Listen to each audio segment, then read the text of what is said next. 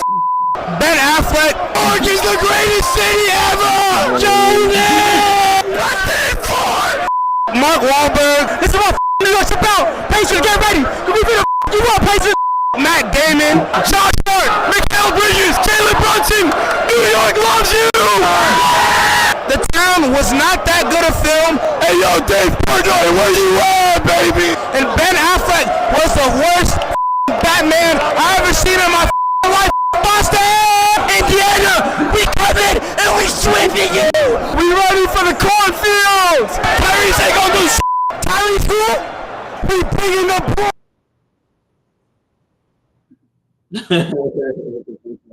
That's delusional Knicks fans for y'all. Welcome to the show, everybody. It's your host here, Lord Lips, on the Know It Alls page with another installment.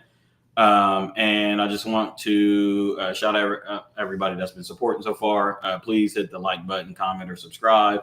Share the page as well. Tell a friend to tell a friend. But yeah, that's just delusional Knicks fans, and I just cannot believe we are in this situation now where not only the New York Knicks, but just everything in culture seems to be cultivating towards New York.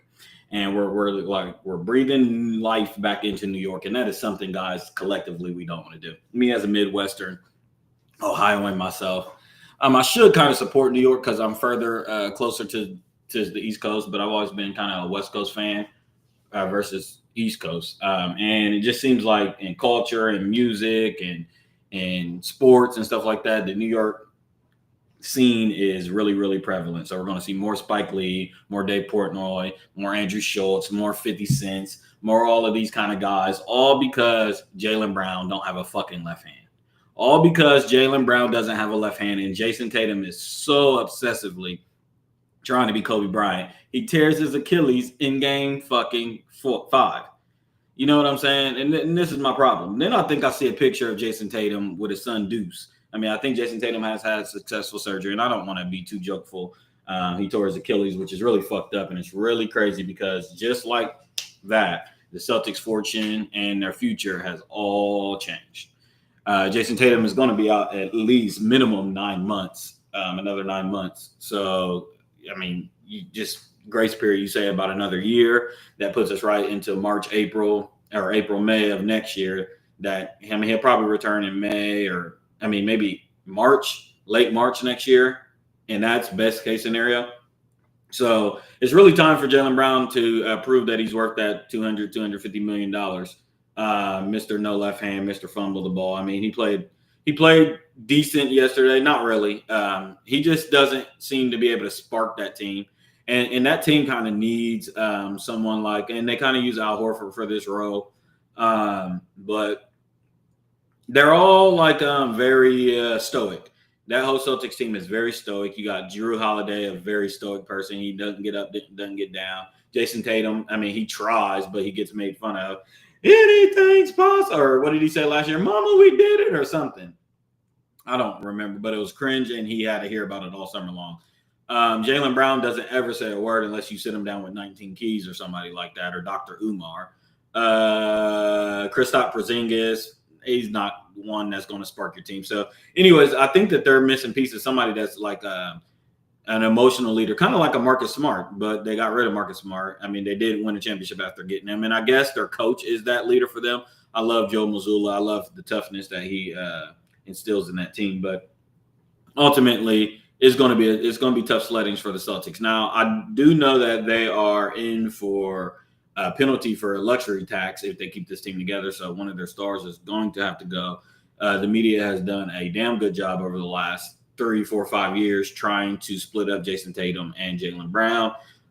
It did result in a championship. They did win a championship finally after maybe 6, 7 years of that building process with each other and facing a lot of criticism and will it work and, all that kind of shit.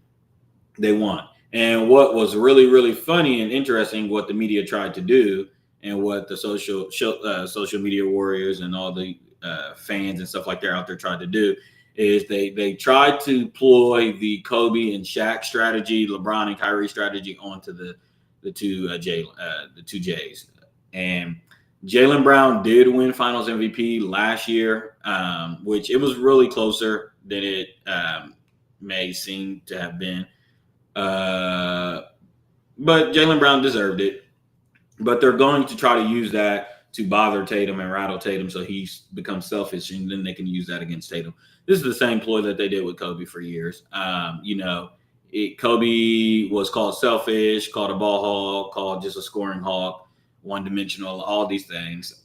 So he, in order to win championships with the Lakers in that first iteration, he sacrificed a lot of his personal success, a lot of his personal skill, a lot of his talent, a lot of his shine, and he allowed Shaq to shine and to share that spotlight with him. Although, Shaq was a star in of his own right, but in doing so, then people turn around and use that against Kobe Bryant in further discussions. Oh, you didn't win finals MVPs and stuff like that, when he could have probably won one or two of those finals MVPs or regular season awards and stuff like that if he didn't want to sacrifice en route to winning championships. So they're doing this with the Tatums. I mean, the Jaylens. They're doing this with Jason Tatum and Jaylen Brown. And it's a funny ploy, but we'll see. The point is the Celtics will have to get rid of one of their core members. They cannot afford to pay these people. So we'll see how that goes. But my main overall point is I cannot believe we allowed New York. Look at this. Look at this shit. Look at some of this shit I'm about to show you guys. I mean, New York is literally on fire right now. Literally on fire right now.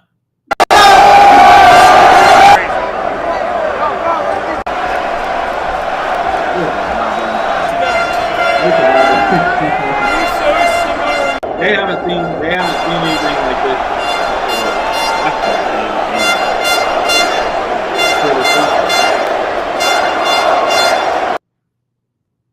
So that's what we get. That's what we get. We're going to have to deal with New York. And we're going to get look at this clown. Oh, let me hear this. With me in all those AU games in the tri-state, especially in New York. Bruh. Especially in New York. The big bodega. Especially in New York. Hold on. With me in all those AU games in the tri-state, especially in New York. He got to chill. I dedicate to this to them. He got to chill. Mark is fucking back! Knicks are here, baby! The Knicks are fucking here, baby! Fresh out the garden, baby! We're taking it all the way! We had de Blasio! We had Cuomo! It was rough shit! But we have the Knicks! That's New York! Knicks run New York City! Bing bong! Tell me a little something, KD. Don't you regret not coming to the Knicks? Don't you regret not coming to the Knicks? Let's go Knicks! Let's go Knicks! Let's go Knicks! Let's go, Nick! Real talk, I'm from New York, and you know what? Tom Brady's a fucking bitch. Fuck Tom Brady, yo. Where the bread at, Tom Brady? I need some bread, nigga. He owe me. Fuck Boston. New Yorkers are so delusional, bro. New Yorkers are so delusional, man. Hey, what can you say, man? You're kind of excited for New York, man. This is for Eddie Curry. This is for Jamal Crawford. This is for Al Harrington. This is for fucking Isaiah Thomas when he coached the Knicks. This is for motherfucking Jeff Van Gundy, Pat Riley. This is for Patrick Ewing. This is for John Starks. This is for motherfucking rest in peace to motherfucking who's the enforcer? Who's the enforcer for the Knicks that died a few years ago? Y'all know who I'm talking about. Big Dog. I'm blanking on him, but this is for all them, man. This is for all the New York, man. Shout out to Jalen Brunson, man. Now, there was a graphic out there. I'm going to see if I can find this graphic because I would like to discuss this graphic. There's a real interesting graphic out there. And it's one of those arbitrary stats. But since people love these stats so much, then let's do it. Let me see. Okay. Wait until I find them. I may not find the stat. The stat is essentially that there is a stat out there of like most points in the fourth quarter. I can't find it. Jalen Brunson he's winning Mr. Clutch of the Year, which should be named after Kobe Bryant, not Jerry West. Even though Jerry West was really, really clutch, but not to the degree of Kobe Bryant. But in speaking of that, Kobe Bryant was on this list. That Jalen Brunson's on. Kobe Bryant was on this list three separate times. Once in 2001 when he supposedly got carried. Once in 2003 when he supposedly got carried. And once in 2008 or 9. And I'm sure he's all, if you look at the top 10 or whatever, he's all throughout that list. Mr. Kobe Bryant was known as the closer of the whole entire league for a decade plus. I mean, and he was known and feared as that, no matter if he was 2 for 12 or 10 for 15 or 5 of 24 or anything like that. When you got to the fourth quarter, you feared Kobe Bryant was coming on. That's why he's known, him and Michael are known as assassins, but especially Mr. Kobe Bryant, he was a certified, I mean, Mike too, but certified killer in the sense where, you know, they had like 9 lives. They had like 9 lives, it seemed like, with Mike and Kobe. It's like you could kill them, you could kill them all the game. They could be bricking, and they would continue. It's like Michael Myers, man, when you stab them, when you know, you see the Friday the 13th films and stuff, and they're punching Jason, they're punching them, they're hitting them with shit. And he's just stone-faced killer. He's just taking it all. And then eventually, you know, when it's fourth quarter time, he pull out that motherfucking blade and he get active. He get to work. So that's essentially what used to happen with Kobe and Mike. They would go to fucking work. They would, that triangle, that was done. The last 5 minutes, that triangle would be done. And Bean and Mike would go to work, and Phil would let them, you know, they would call ISO and sets to just ISO Mike and Kobe the last 5 minutes of the game. And they used to terrorize. And that's when you seen them showcase a lot of their skill and stuff like that. And there were games out there. There were times in games out there where Phil, or if they didn't have Phil at the time, they would be able to showcase more of their skill set because they didn't run that triangle. And it was just more like, okay, give Kobe the ball and let them motherfuckers do what they do. But that didn't happen majority of the time. So anyways, like I said, Mr. Clutch, Player of the Year, Jalen Brunson, who has been very, very clutch. He was on the list with Kobe Bryant. Kobe Bryant was on that list 3 separate times. So I just wanted to bring that up. But yeah, we got a Knicks and Pacers Eastern Conference Finals. I am not thrilled in the least bit of this series at all. I think it's, the Eastern Conference has been, some people are going to say that it's been really entertaining and stuff like that, but you got to think, I think we've seen Dame get injured. Giannis wasn't at his best. There's no Embiid going on in the Eastern Conference. I think Donovan Mitchell even got hurt, I want to say, in one of the games. Donovan Mitchell got hurt, and he's a known folder. They were a flawed first number 1 seed the whole time. I never trusted in the Cleveland Cavaliers. I told you guys from the get-go that was fool's gold. Trying to think of who else. The East, to me, just wasn't really entertaining. I was praying to God that the Celtics came out of the East because I cannot stand to watch the Pacers or the Knicks in the finals. But like I said, for both of these teams, it's been 25 years since they've even been in this position. Well, the Pacers have been close as recent as 2003, 2004, I think. And even in those mid-2000 years or mid-2010 years, they had the Pacers that was going up against the super team Miami Heat with Roy Hibbert and Paul George and David West and all them cats out there. So shout out to the Pacers, shout out to the Knicks. I'm kind of disgusted to my stomach that we got to deal with this New York delusional shit. We're going to have to deal with the Joe Buttons, the Fat Joe, Joey Cracks, and motherfucking Mickey Facts and 50 Cents and Ja Rules and Shanties and Spike Lee and the list goes on and on. Andrew Show, the list goes on and on of people that I just do not want to hear from right now. But they got the one up, and I do personally think that the Knicks will make it to the finals. I have been predicting. At first I was saying the Celtics Timberwolves finals, but I feel like we're going to get a Wolves New York finals. It wouldn't that be some shit? We talk about Disney. We talk about Disney Plus. Let me tell y'all something. Earlier this week, the draft lottery was had, and during the draft lottery, somehow magically, the Dallas Mavericks, who miraculously traded away their future Hall of Famer and Luka Doncic to the Lakers for a fleece. I mean, they got Anthony Davis, but everybody complained about the draft because the Mavericks actually gave Lakers some draft picks and stuff. So everybody was just like, what the fuck are y'all doing? You know, Nico Harrison was enemy of the state. Literally enemy of the state. He might have been the one person in Texas that had to file or pay state taxes because people hated him so bad for that trade. I mean, he was getting booed out of the arena, everything. It was bad.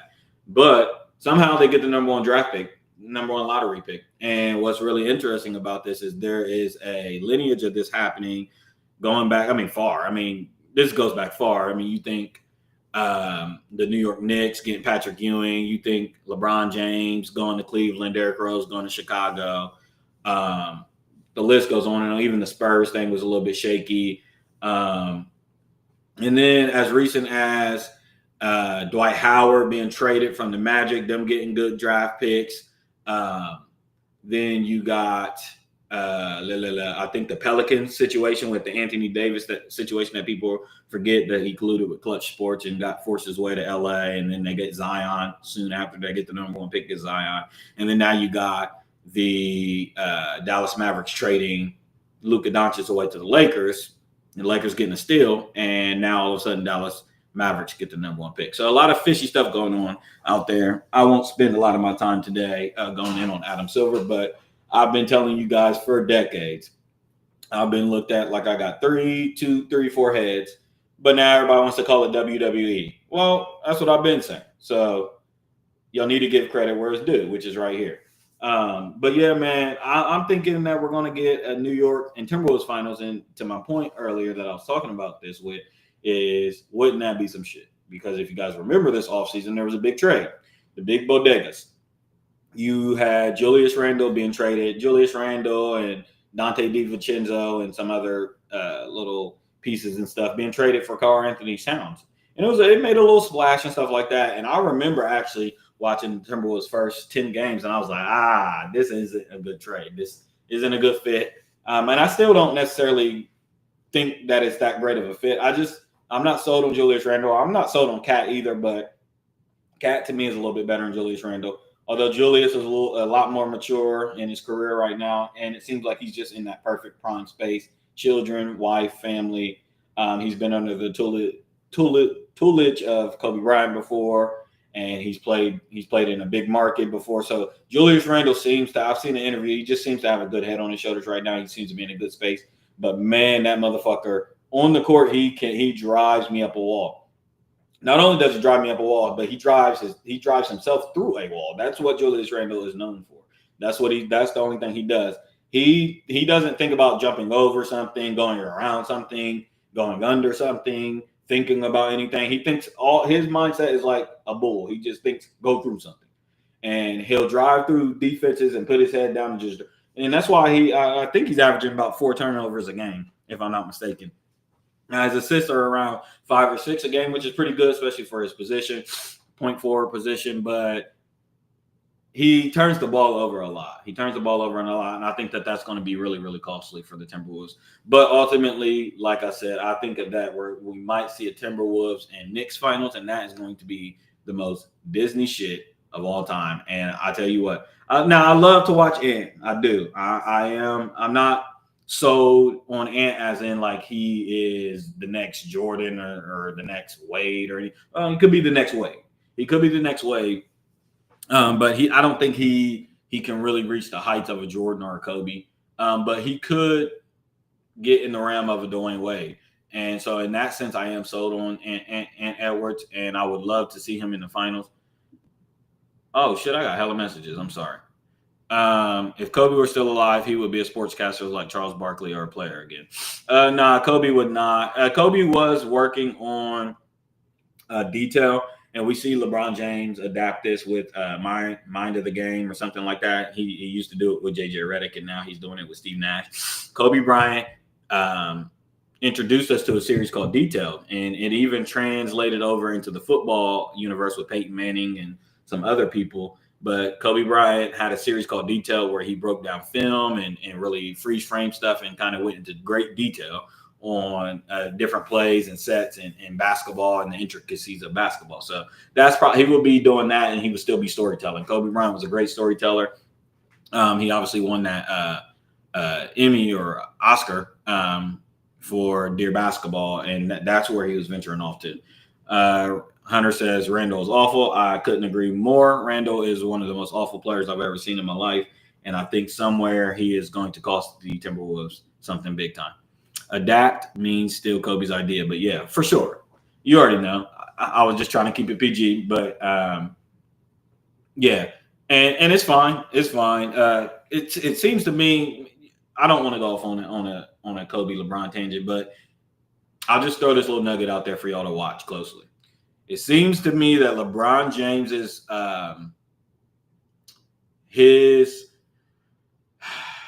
what is the word I'm looking for? His goal. I don't want to say goal, but his plan, their plan, his team's plan is to, in order for them to silence Kobe, the Kobe situation, they've always tried to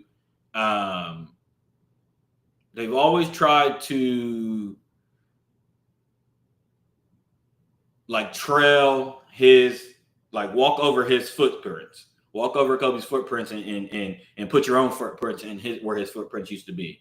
You see what I'm saying? And like, I mean, going to the Lakers and just certain little shit LeBron has done has, to me, in between the lines, and maybe not from the naked eye, but just from my eye, seems like he's trying to erase a lot of Kobe's legacy with that. So I definitely agree. Now, I mean, one could say LeBron James is a smart player.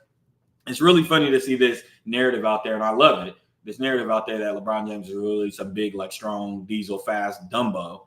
And I love it. I'll joke with it, too, because he doesn't want to turn to page 2 on any book. But I can't say that to be the case. LeBron James is obviously a smart, well-off-to-do man. I mean, he has a great family. He does great businesses. He does obviously great marketing, which is his team and stuff like that. But you can't be a big Dumbo. They couldn't hide all your flaws that well if you're that big of a Dumbo. So I do want to give LeBron James credit in that sense. And he has done a great deal for the NBA and a lot of players getting paid. But in the sense of, more importantly, he does have a great basketball IQ. I never want to take this away from LeBron James. He is one of the greatest minds that any sport has ever seen, period, point blank. He has a photographic memory. All the things that you hear about LeBron James is true. However, I do want to clarify to people that there's a different level to this. When we're talking about a Kobe Bryant, a Phil Jackson, even a Jordan, a Rondo, a Kid, LeBron James is in that territory, but I'm saying Kobe and Mike looked at the game so differently. And a lot of this has to do with, we have to give a shout out to Phil Jackson and the 12. I think he wrote a book called 12 Rings, maybe 11 Rings. Zach says, how many more years do you think LeBron will keep playing? The guy is 40. I'm hoping that he's done, but he's either trying to kind of save up, get more contract. I'm seeing another 200 million, 2 years, 200 million, something crazy with a player option. And I know he's mentioned ownership into a Las Vegas team or part ownership into a team. So he's trying to garner enough capital for that. And then there's the other thing out there where Brycey, his youngest son, is coming up in the rank. I think he has another 2 years before he could be drafted if LeBron James colludes with the NBA and Adam Silver and Clutch Sports to get him another roster spot. Although, early on we've heard that Bryce might be a little bit better than Bronny. Now, I personally, what do I think? I think LeBron will play another couple years. I would like for him to announce his retirement this offseason. I would love for him to say, hey, this is my final year. And I would love for him to get the farewell tour and go on about his day. And I think that the NBA might try to sneak him into a finals, might try to win him a finals in his final season with Luka Doncic. I could see that being done. The home review says, did you talk about the weekend yet? No, but we can next. But real quick, just to close up this topic, Kobe and Mike's mind is a little bit out there. And I think a lot of that has to do with Phil Jackson, the Zen master, and a lot of the principles he's instilled in them and that meditative flow state that he's done with them in some certain, but Phil Jackson was just a mastermind, and he would, and I've learned a lot from Phil Jackson, and I use it in some of my leadership abilities and stuff, but he would, in a season, his goal was to conjure up a lot of the team's demons. 11 Rings by Phil Jackson is the name of the book. Exactly. So what Phil Jackson's skill was, he would conjure up a lot of the team's demons. And yep, I'm inviting you. I'm inviting you right now. He would conjure up a lot of the team's demons, and he would try to get that to surface. So for instance, the Kobe and Shaq situation, Kobe being selfish, even without Shaq, Kobe being a ball hawk. A lot of those things he would try to conjure up and get to the surface so he could get to the bottom of it. And then when the rubber meets the road, they can get over it. And then by the time they hit the stride running right before the playoffs, and then they're all locked in. A lot of our championship seasons, man, was really tumultuous, really a lot of turmoil, a lot of vitriol, a lot of those things going on during our championship season. These seasons that Phil Jackson won these titles, even with the Bulls, they weren't some grandiose, magical, everything went good seasons. I mean, besides maybe the 96 season when Jordan returns, but outside of that, there's a lot of Dennis Rodman you're dealing with, Mike and Pippen situation, Pippen in the front office, Phil Jackson in the front office. There's a lot of those situations where Phil Jackson had to overcome. And that's why a lot of people wanted to bring him in. Anytime you have a great roster or a great team and people just aren't meeting their potential, a lot of people want to bring Phil Jackson in to culminate that talent and be able to get them to reach their common goal. And this is, to me, and Steve Kerr's all right at it. Steve Kerr's all right at it. Popovich is a better X and O's coach, but this is where Phil is the master. And it's being able to come on, man. I'm about to send you an invite, Hunter. Is being able to culminate that talent and get it to blossom at the right time for a championship. So, yeah, there's that. But ultimately, like I'm saying, I don't even know how we got here. Oh, you asked about LeBron James. But, yeah, I think LeBron got a few years in him. I would like personally for this to be his last year. I'm so done with the LeBron James saga. Even the political stance. Not that I disagree with any of his political stances. I'm just tired of it. And we got somebody in the building. Yo. Bigger. How do I make you bigger? All right, where am I at? All right, can you see? Yep. All right. You ready for you wanna delve into the real quick though. Let me I've been seeing this graphic, this new statistic graphic that goes around about Jalen Brunson. Yes. About most fourth quarter points the most in the blah First blah blah. 10 games, yeah. Right. First 10 games. And I see that before then it was Kobe in 2003 and Kobe in 2001, right? Yep. And 8. Yep. But let's just focus on 2003 and 2001 because we know who the big fat ass was on that team. Okay, I got you. I'm saying, like, how come? Because obviously me and you believe one way, but I never knew that was like a first 10 game. I didn't know Kobe at the top. I didn't know that.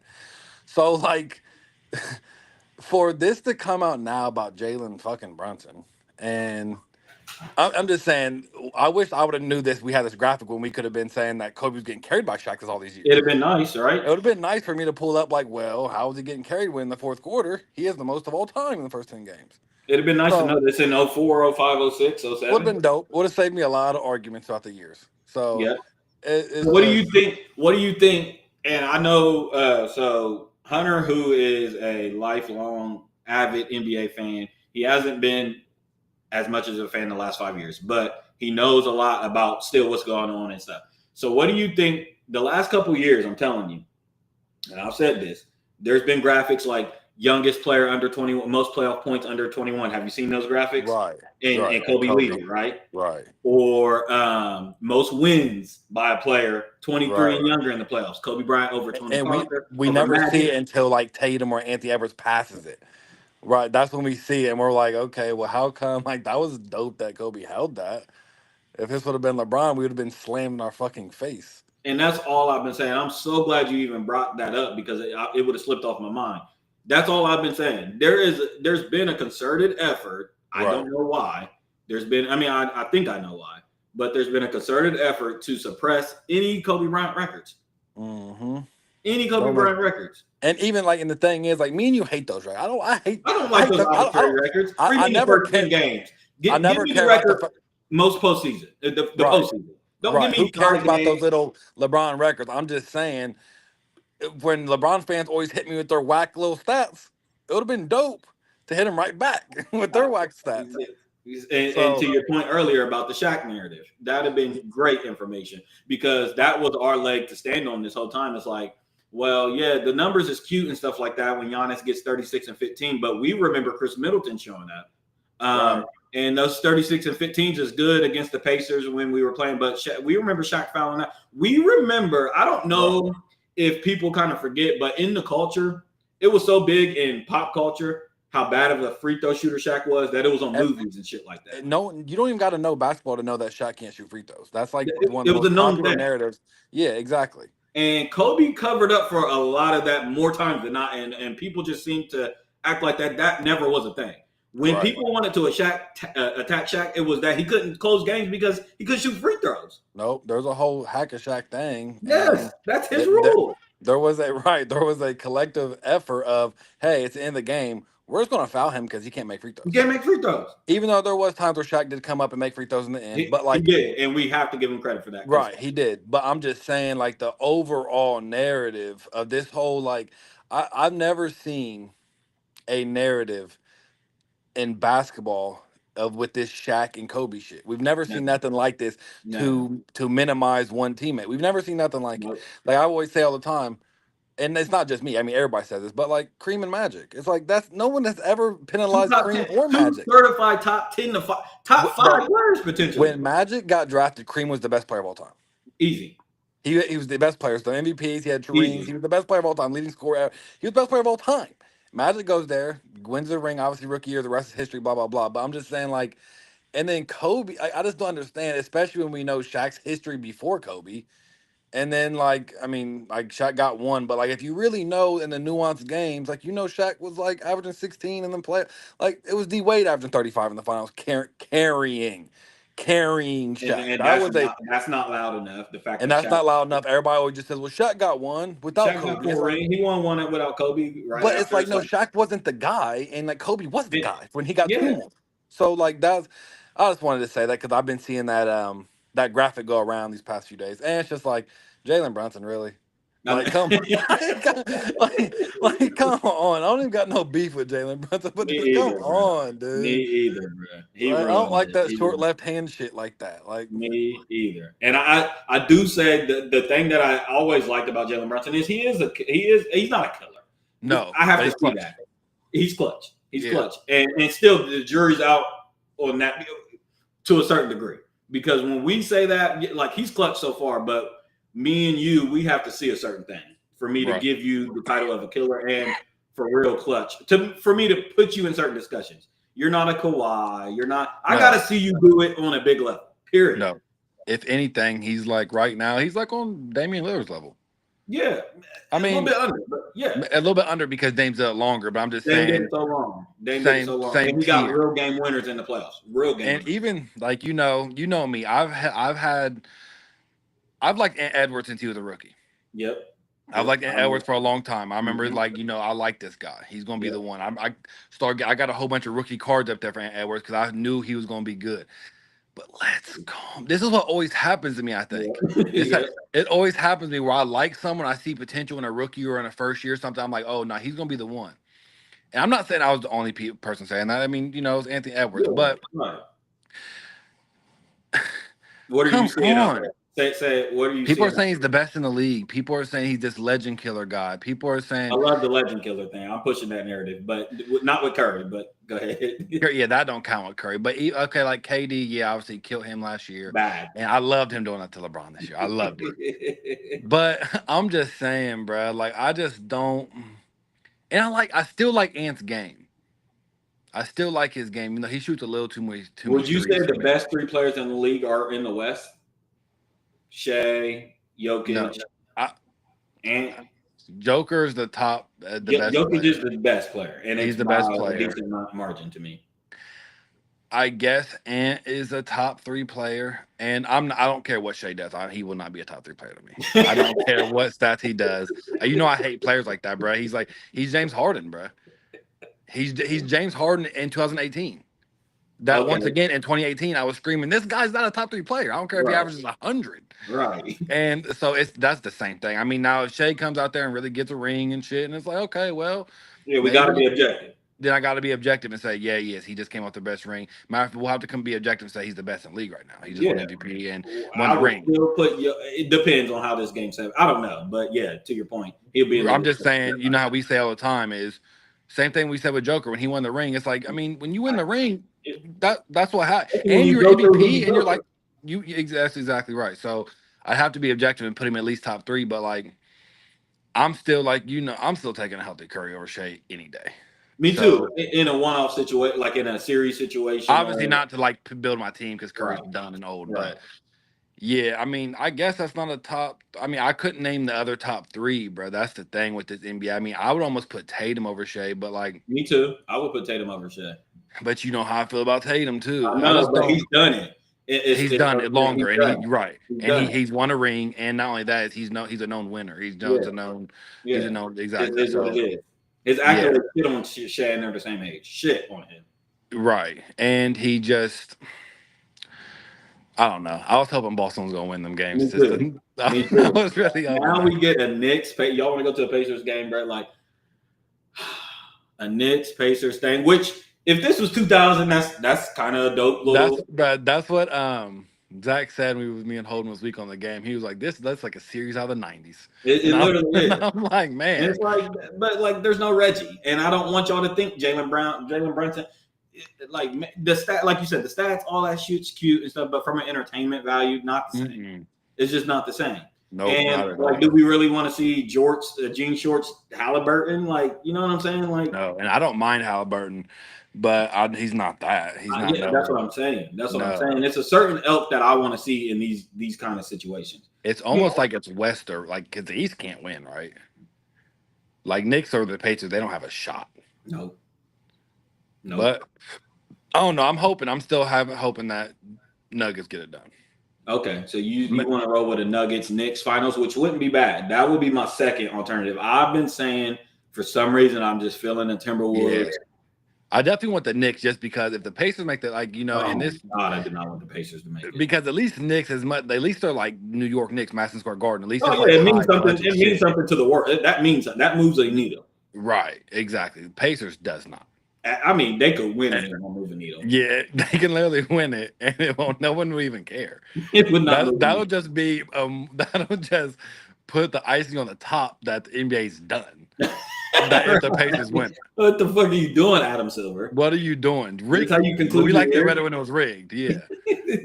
But yeah, I'm still hoping that Joker can get it done because Joker's the last person that I saw who, like you said, I haven't really been locked in the NBA last, on and off for 5 years. Right. A couple years, that Curry ring, I was locked back in. Even a couple playoffs, I've been locked back in. Not this one. But Joker, man, he's the last person who like punched you out of your team, punched you through your team, and can like honestly to me compete with certain type of legends and their resume and can build on. You know what I mean? Sure. A legacy. A legacy. Because I seen Joker and seen that like, oh nah, he's he's nice. Like he's like the real deal. Like eye test is.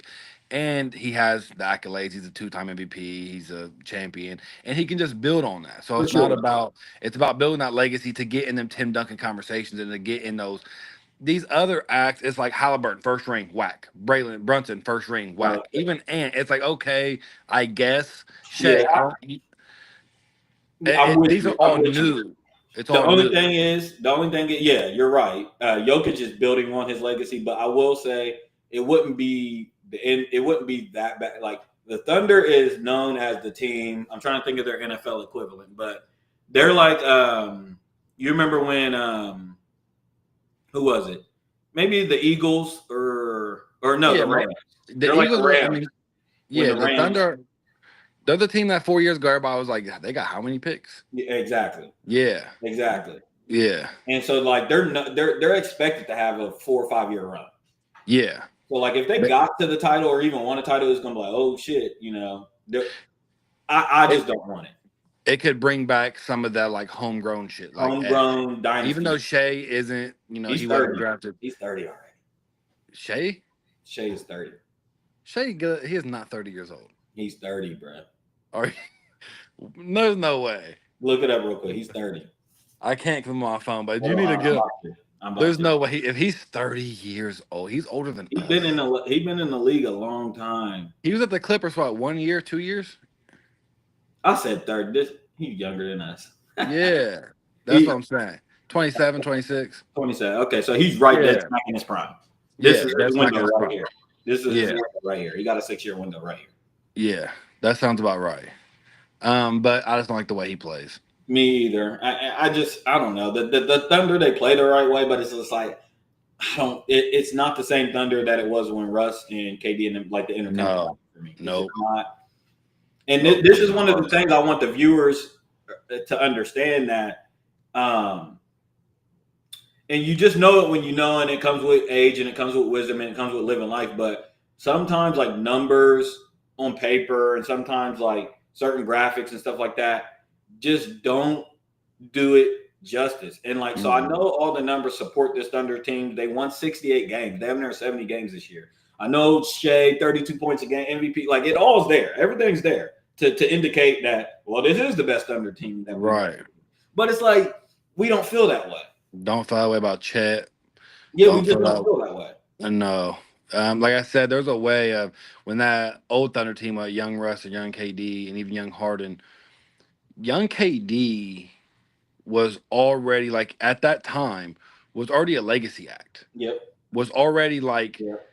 his he didn't even live up to it, which is kind of crazy, but his projection at that time was like top 5, top 10 player of all time. Yep. And like KD's still what, top 15, whatever we give him. But I'm saying at that time in Thunder, we was all looking at KD like, yeah, this is his time. This is his time, and he's about to be a top 10 player of all time. And I will say the difference too is being the 1, 2, or 3 best player in this league versus KD being the top 2 to 3 player in the league with Kobe and LeBron. Way different. Dead smack in their primes. Way different. Way different. Way and that's different. what I mean by like the numbers and the records and all these things that y'all use, these metrics, they're not the same. They're not weighed on the scale the same. Yeah. Nope, they're sure not. Yeah, Shea's no one's comparing Shea to, no one's expecting Shea to be a top 10, top 15 player of all time. No. It's just not. I do know that it's just we know how social media gets. I know on NBA Twitter, y'all better slow down with the Shea and Kobe things. I haven't even seen that. They just do it to troll. There's a section of people out there that just like intentionally, they don't like Kobe fans. And so they just say, they put him top 20. They do shit on purpose to make us mad. Right. And that's what they're doing with Shea. Like Shea, this season by Shea is better than any. Like, no, it's not. No, it's not. No, it's not. Tell them to move the needle, nigga. That's first. I don't give a fuck what you're averaging. Move the needle. Nobody's talking about you. No one. When Kobe was doing that, Kobe was known as just, like I said, he's one of them people to where like everybody, you don't have to watch the sport to know who he was at all. And that's the difference. He or know what he was doing or about. Yeah, exactly. Shea is not a guy like that. I don't know if there's anybody in the NBA like that. Maybe Ant from now on because of some of his antics. But like, is there anybody in the NBA to where like you don't got to watch a sport or you don't got to and you just kind of know who they are just from endorsements through anything? Luka Doncic is one because he's European. Luka is one. Yeah, everybody knows that name, Luka. But I mean, other than obviously the KDs and Steph Currys and LeBrons, right. Yeah, those are legacy people. They're still carrying the damn league. And that's the difference right there is Shea, you can say all you want, but like Curry and LeBron, they're like, that's my point. They're doing the heavy lifting. They're still doing the heavy lifting. All the sports shows, everybody, like the focus, we tune in. What was the report when LeBron lost? That it was like 38% of people. They're still carrying the league. They're still like, whether we want to watch him, if you want to watch me and you watch him fail or his fans watch him succeed, they're still carrying the league. And that matters. Kobe was doing it. Kobe was carrying the league at that age. It wasn't like he didn't depend on fucking David Robinson and he wouldn't depend on. Out of here. He got fast, right? Exactly. So that's the difference, and like you can't pull that up on a stat graphic. You can't pull that up on a. You just have to understand that context and exactly. Yeah. And like you said, I mean, we'll switch gears after this. I want your prediction after this, but I'm trying to tell people it's such a difference because we know, me and you both know, there's a graphic out there to support LeBron James being the clutchest playoff performer or whatever, 8 game winners and stuff like that. And what I want people to understand, that don't move none of our needles, right? Mm-hmm. Because now for y'all, or maybe 20 years down the line, for people who didn't see either of these two and they're just looking at on paper or whatever, cool, y'all have that. But for us who's watched, there is a difference when it's an expectation for one player A and it's not an expectation for player B, but player B gets to do it because it's not an expectation for him. You see what I'm saying? Like you said earlier, Kobe Bryant this was his role, like the graphic we talked about earlier with Jalen Brunson from 2001. I mean, he was doing it in 2000. We know Game 7 against the Portland Trail to even start the dynastic run. That was Kobe Bryant's game when Shaq didn't know his ass from apple butter. Yep. You know, Shaq was scared of Sabonis and Rasheed Wallace and couldn't get it done. And Kobe Bryant brought us back and threw the alley-oop and hit the clutch shots over Pippen and all that. So he's been doing that, right? And it's a difference when the whole league knows that is what you do and they're trying to stop you from doing it versus this is this guy's weakness and he's trying to prove to us that he can do it. Yeah. Totally different. The way the defense is guarding you. LeBron James has been on a prove-it clutch player for 20 years. We have to, and that's why I hate when they pull up LeBron, like his 3-point percentage. Just like I've seen LeBron be left wide the fuck open. Wide the fuck I've seen that. I've seen Kobe get guarded by 3 people at the 3. Like there's a difference. It's a difference. That's why I hate. Yeah, exactly. It's not the same. You can't look at 2 points. I would tell him, Zach, that like you can get a layup, you can get a wide open dunk for 2 points, or you can get a shot over 2 people, and they're both 2 points.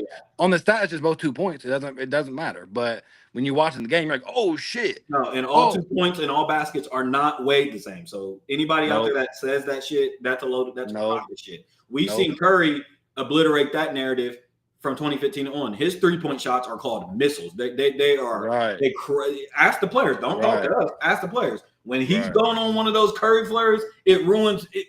The game's over. Yep. The game is over. He's pulling from anywhere deep. You can't guard him. It's different than a wide open pass 3 in the corner. It's just different. The momentum, the game, everything is different. Exactly. Same thing with the stats is. Y'all take the fantasy out of the game. And Kobe mentioned this in some of his books, that he was afraid that his goal with his writing was to work with the kids to be able to bring that fantasy back to sports. Because he feared that the fantasy in sports, the storytelling in sports was being taken away. And why was that being done? This is just my conclusion. Because of the numbers. Mm-hmm. When you were just looking at these numbers side by side, and like you said, 2 for 2, a basket's a basket, you're taking away the fantasy, you're taking away the sport aspect, the storytelling aspect of these sports. Yeah. Man, when we was growing up, when we was watching Sports Center and it had them sides, it was all stories. It was stories. It was all baseball stories or football stories or narrative. I do not remember stats. No, and now that's all. It's always just all these shows of people debating. Well, he averaged 30 and he's shooting 47%, and it's just like, dude, we don't care anymore. We don't care. Like we're beat up with these stats, bro. I miss them old Sports Center days where it was literally just highlights of the game. Yeah. Dude, I don't even I guess I don't really watch those shows as much anymore, but I have to throw it on every once in a while. And I don't see any highlights of games. And if I do, all they're doing is they'll go to the end, show the end stats, the box score. Yep. It's like, no, show the story of the game, show the comeback, they don't Sports do Center, that. Sports Center used to break down film, bro. Hell yeah. Sports Center, football, basketball, baseball, they would freeze frame it and show they would break down film. They had the top 10. What was the top 10 plays? Top 10 plays, yeah. But they used to, like, in there, when a game was over, they would have the analysts come and they would break down the game. They don't doing that shit no more. No, they really don't. It'd be narrative and numbers, bro. That's what sells now. That's narrative and numbers, and it's so annoying. So who do you got? You got the Denver Nuggets and the Knicks. That'll be And if Denver somehow does fall today, then it'll be Anthony Edwards, and just that it should be Anthony Edwards. Like if Adam Silver wants to save anything, right. Give it to Anthony Edwards. I don't care what you got to do at this. Like that's like rig it a little bit. Who cares? History don't remember a little bit of it. To me, I mean, it's a win. The Western Conference is a win-win, right? Because the Timberwolves are already here, right? They're just waiting on the winner of this. So you either get the narrative of does the legend killer continue, and Jokic needs to get his lick back. He got eliminated last year by the Wolves. Yeah. But Edwards is on this trajectory being called the legend killer. That's a thing out there. Yeah. So does he take out Jokic? So that's a good win-win. Yeah. Or the win-win on this is, or we can get a Ant versus Shea The two young guys. The two young guys. Yeah. Not bad. No. It's the East that we're It's the East. We're gonna take our naps on. It's the East without LeBron. It's the That's what we've been saying for 15 years. credit, right? That's what we've been saying for 15 years. Yep. Like, but the thing is, the East was popping 2 years ago, 2-3 years ago. Yeah, when it was Joel Embiid and Giannis and Jimmy Butler. I've seen somebody out there on Twitter say that this was the best NBA playoff, and Kendrick Perkins and people have been echoing this. And I think people really forget that 2022 playoffs, or maybe it was 23, whatever year it was that Jimmy Butler sent that motherfucking blitz, and the Celtics and Heat rivalry was going on, and the Celtics went down 3-0 and then won 3 straight games, and Derek White hit the game win. That was a good fucking playoffs. Yeah, I'm pretty sure that's the series where we got Curry and LeBron, and LeBron. Yeah, exactly. In the first round or so. Yeah, that was a good conference finals. That was a good play, and then Jokic blitzed. That was that. And Jokic took everybody out. Yeah, that was a good fucking. This ain't been like that. No, because the East has been horrible. The East has been horrible, bro. There's no. I said it earlier at the top of the show. No Embiid. And then even the one player that we wanted to see, Curry, got injured. Like Curry got injured. You got Dame got hurt. Like, you know what I'm saying? Like the teams didn't pan out how they were. The East was all right just a few years ago. You had the Brooklyn Nets with KD. That it didn't work, but just on paper, to sell the sport. The Nets. You had the Sixers. You had the Celtics. You had the Heat, and you had the Bucks. And you had the Knicks and all them. That was the 7th and 8th seed. You know what I'm saying? So, and even the Hawks. That's when. Even the Hawks. But and real quick, let me just give a tiny bit of credit to LeBron of why LeBron's so much ahead of these guys like Giannis. Yep. If you think for a fucking second that LeBron wouldn't have took that Bucks team to the finals, easy. Easy. He'd have done it easy. He'd have ran through this East. So like. That's why, as much as I can't stand LeBron and shit, I only can't stand LeBron when we're talking about comparing him to my guy. Mm-hmm. Well, other reasons too, but I'm saying compared to these, I don't like Giannis either. Right. And when it comes to and Giannis is a 2-time MVP and a Defensive Player of the Year award and all that, and it's like, well, LeBron is way better than that. And he locked down that, and he just locked down that guy. Any version of LeBron. Yeah. Any version of LeBron. Yeah. And because their Bucks team wasn't bad. No. They do have Doc. They do. But you give LeBron James Doc, Giannis. I mean, you insert LeBron 2018, 2017, 2016, 2020 LeBron James, switch him out with Giannis, with Dame and all that, they're running through the East. This year or last year when Chris Middleton. They're going 8 straight times. They're going 8 straight times. I agree. And Giannis can't seem to get past the Pacers 2 years in a row. I'm just saying that's the part of sports that I don't like. How you always say, well, no one talks about KD. Well, how come no one's talking about Giannis? Yeah. All I hear about Giannis is he's getting traded. No, let's talk about him underachieving at the Bucks now. Yep. Yeah. These past 2 years, he has been horrible. I couldn't agree with you so more, man. This new era, and we don't got to beat a dead horse. Everybody knows it. Everybody complains about it, but it's this new thing. It's like you're allowed to fail, and then immediately. And this is LeBron James. This is what you did, dude. But like you said, Giannis is coming off of a big disappointment, and the conversation isn't even about the fact that y'all got ousted. The conversation is about you might go to the Spurs, you might go here, Warriors. That is absurd. That's the conversation. Everything was fine right here. Everything was fine, except that you can't be Halliburton. That's what it is. You're supposed to be this generational player, is what we was told. Top 15. We was told this. This is what I was told. And you can't be Halliburton 2 years in a row. Halliburton, Halliburton's dad all up in your shit. What the fuck? Yeah. It's just not a good look for you, Giannis. And now, and like you said, with LeBron, it's like, so what you gonna go wrong? Now you're gonna go and leave and go away. Where do you think the Heat, the Warriors? I hope he don't go to the Warriors. That'll be horrible. And I don't want him to go to the Spurs, but they're talking about with him and Wemby and Fox. Yeah, talking about the new Twin Towers. It's like, come on, y'all, please. Let Wemby and Fox do their own thing. Please, bro. We want people. They have the second pick too. Yeah, we want them to edge out their own legacy. We want them to just do their own thing. That's what we miss, the parity in sports. And these guys are starting to realize it. And KD, please get the fuck off Twitter complaining about it, bro. Because you're complaining in these passive aggressive little ways, and I see through it because I'm the king of this shit. So stop. But you're mad because we're not going to remember which team you played for. Let's tell the truth, KD. Nope. And that's who else we said that about? Harden. I'm like, we start naming Harden's teams. I'm like, damn, I forgot he played there. Even Jimmy Butler, Chris Paul. It's like y'all are blowing it, bro. A part of your legacy is the fact that hey, we know Dirk, Dallas. We associate that. Reggie Miller, Pacers. Even people like I'm saying, even Gary Payton, who ended up going to Lakers, Supersonics.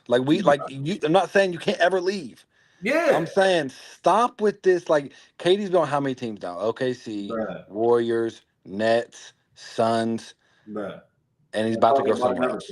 Yeah. And he's about to go somewhere else. So he's gonna be on 5 teams. James Harden's been on over 5 teams. Chris Paul's been on his 6 or 7. 6 or 7 team. Why do you want to go play for every team in the league, dude? Bro, and it's like Chris Paul's on the Warriors. I was watching on Twitter, the NBA hoops throwback shit. I was watching a game of him with the Hornets back in 2008, a playoff game. 38 points, 20 assists, and I'm like, bro, this is a slew shot away from how I even remember his career. Like, y'all are doing yourself such a disservice, bro. Yeah, exactly. And KD, you can cry all you want. We don't care. We don't care. I'm going to, in 20 years, we're going to look back and say, Chris Paul played with Steph Curry.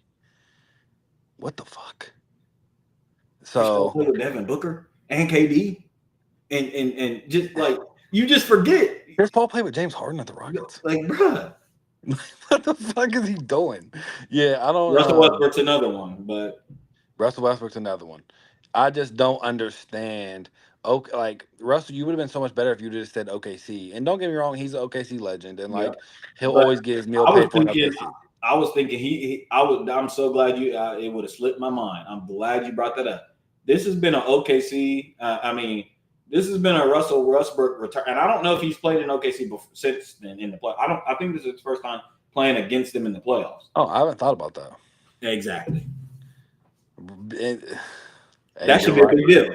Yeah, it should be a huge. I was watching the game. I was watching game 6 or 5. It was at OKC, and I'm thinking like the crowd ain't booing it. Like it ain't even a big deal. I saw them ask Russ who would win, and it still didn't. It still didn't even. It's because you don't went to the Rockets, the Lakers, the Wizards. Where else has he been? The Wizards. That was his worst era.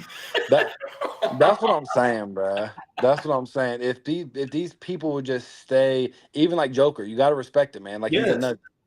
And if Joker leaves in 2 or 3 years, we'll remember him as for his nugget because he made that impact. Yeah. You got to stay somewhere 8 to 10 years and get through good and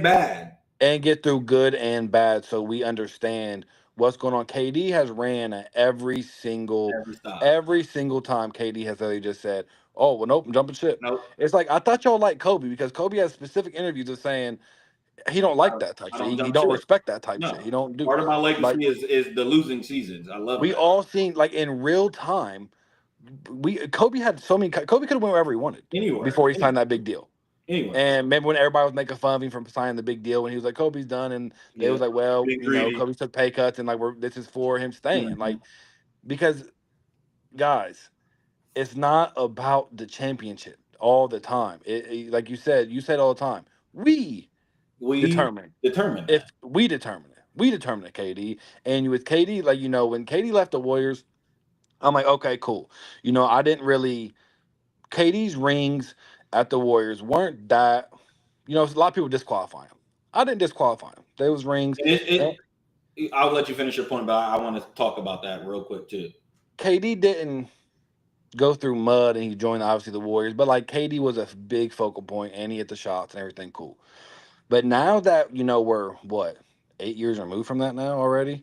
Now that we're 8 years removed from that, and you went from team to team and team. And not only have you went from team to team to team, you've teamed up and had expectations through this roof. And you have not even came close.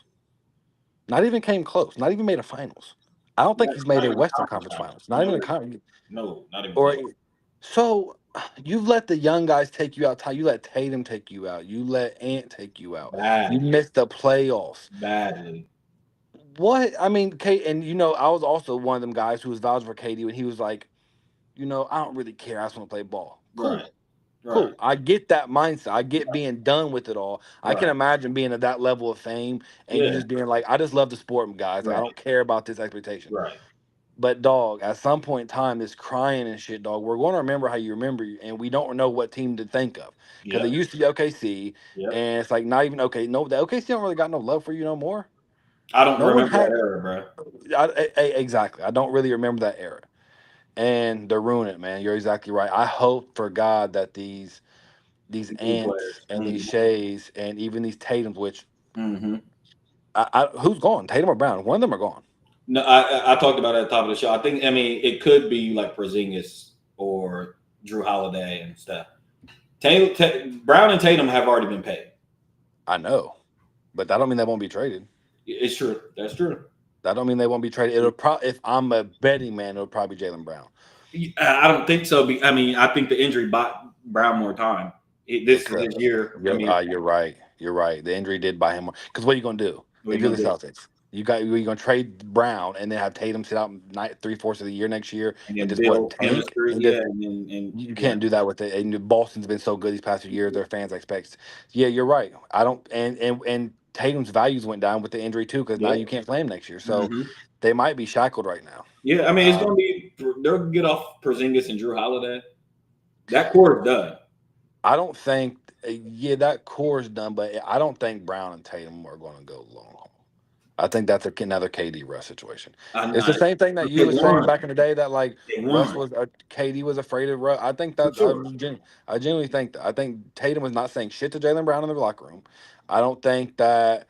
I just don't believe it. I just don't. I think they're Tatum and KD are the same type of guys. I agree. The only pushback I have is it's only different because they won, and now That's true. They they did get a have the job done, delusion. Now they have this but they delusion can win again. that they can win again, and that they haven't been beat with the Yeah. full roster Right. because we know how this works. Now they were down Yeah. 3-1, but history's not going to remember it like this. No. History's going to remember Tatum tore his Achilles. New Yeah. York, y'all won, and he Y'all tore his shouldn't even have won, even though they yeah, was down by 7 in yeah, 3 minutes and about exactly. to keep. That's we know Yeah. how this goes. So Yeah. they're going to be able to. They could lean on that idea, like, okay, let's give it one more year when Tatum gets back. So 2027, 28. Let's give it And then one by more then, one shot. of their contracts might be up or close Yeah, to it. Or yeah, yeah. you're But right. real quick on this KD point, how do you think those championships are aging in the light? Because you said that's been 7, 8 years now, and I just don't think that I don't remember that period now. I don't remember that period that And it much. was such a dynastic run. Yeah, I mean they Went to went to 4 straight. 3. They Yeah, went to yeah. 4 straight. KD went to 3 straight, Went to 3 straight. Yeah. and he got injured against the Raptors.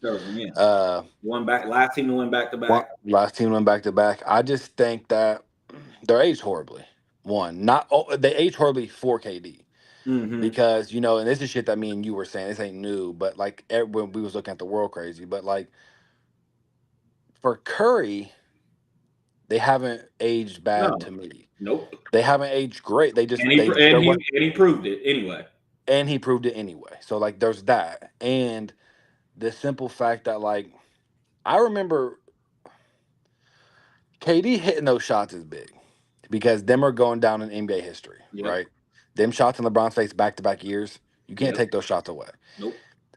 But it's just KD, dog. Your rings. We look at your rings like we look Under at the microscope. under the microscope. I'm trying to think of another star who like They're kind of shaky. They're shakier than LeBron's. Two of his. I mean, LeBron's bubble ring is against probably the most shaky OKC ring. or Yeah. again like Yeah. the lockout ring, Yep. And the bubble ring. and they're like bubble ring. They're kind of like bubble ring. A Maybe little a bit little bit. better. A little bit better, I was but about to the say a bubble ring tiny is bit known as the better. worst. It's a Yeah. phrase now. Yeah, it's a tiny bit better than the bubble ring because that's still that almost is excluded from every other championship. Yep. It's It such an wasn't real asterisk. basketball. It's such an asterisk. It's such an asterisk. But yeah, that's almost like there. And I'm taking LeBron's 66 game season when even the bullshit calls and okay, I'm taking that over um KD's rings for KD. Right.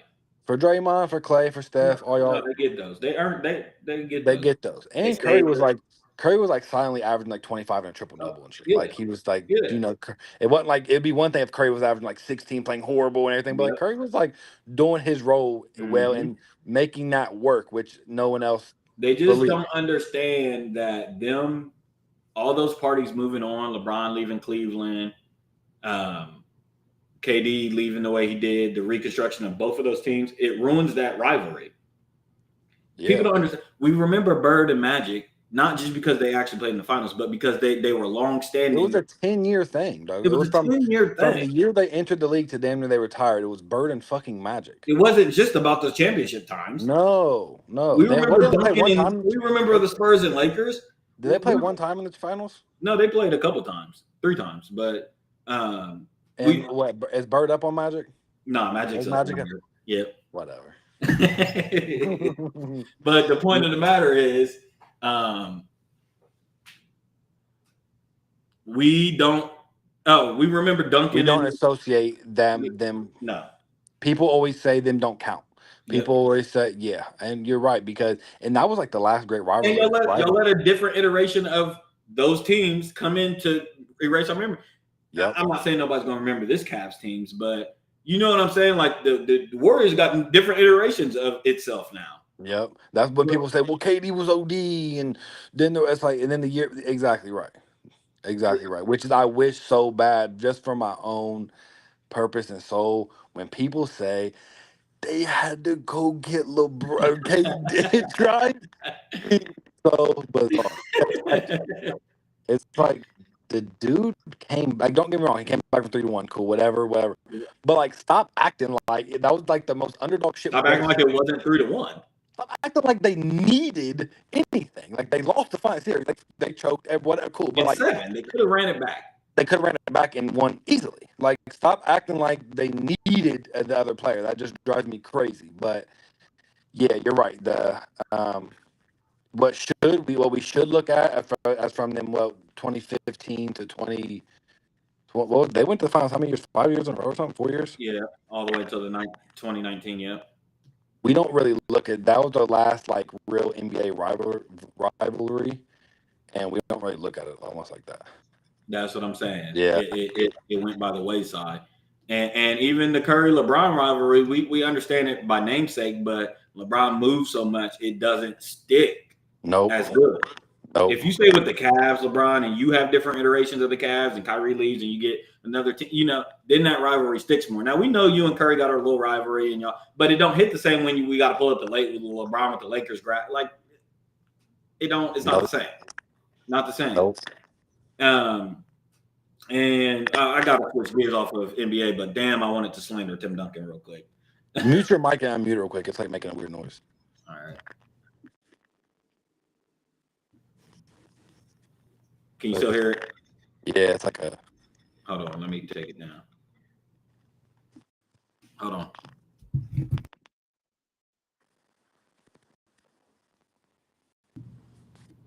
Mic check.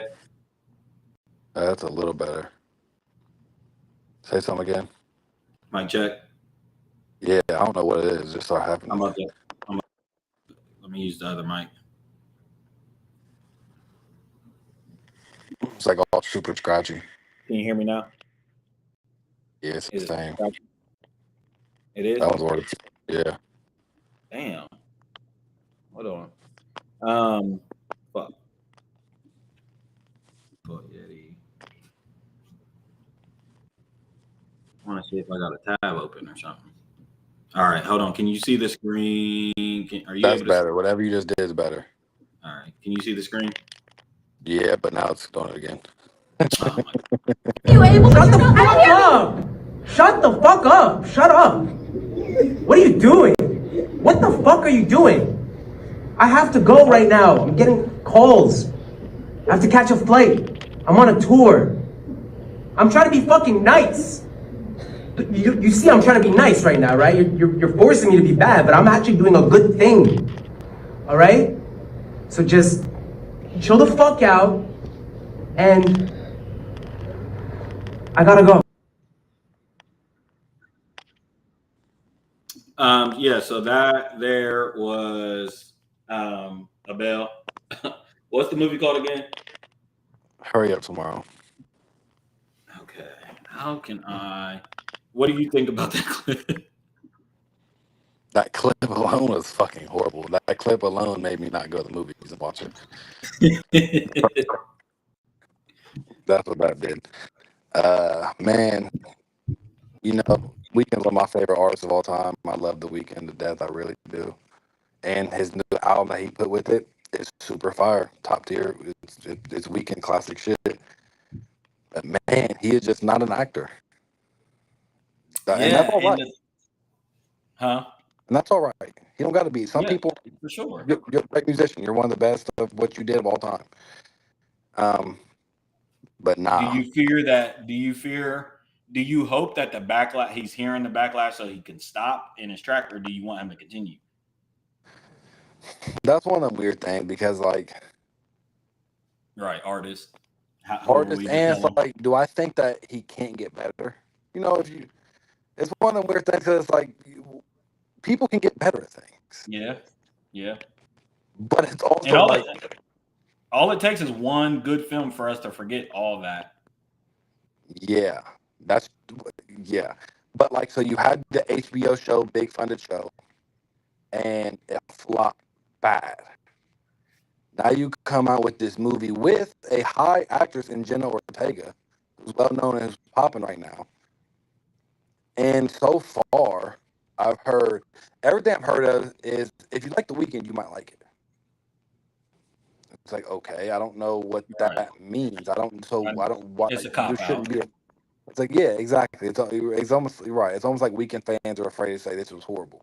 Right. Right. So this is one of the movies, man. I'm going to just wait until it comes out because Are we going to get a humming review on it? yeah, I'll watch it when as soon as it comes out because I don't want to go to the theaters and waste my time and spend money on the theaters and then Because walk then out your and be. review might be real bad. It'll be exactly. But Yeah, I think so too. And the thing is, me and you talked about this. Like, I don't want to get it construed. And I'm gonna get to the comments, Khalil and Zach. But The Weeknd, man, obviously we know about After Hours, and you brought up a good point to me, and I'm so glad you're on here because I didn't think about it, but you was just like, and you were joking, but you was like, man, he's such a good actor when his mouth is closed. I mean, you didn't say those words, but essentially. So when he doesn't have a script, like when he's not talking, he's such a good actor. And I couldn't agree more. I mean, I don't know if that's all it, but from what we've gotten so far, something about when he, are you still there? Oh, you're paused. Hold on. Hold on. Did I lose internet? Can you guys hear me? Damn it.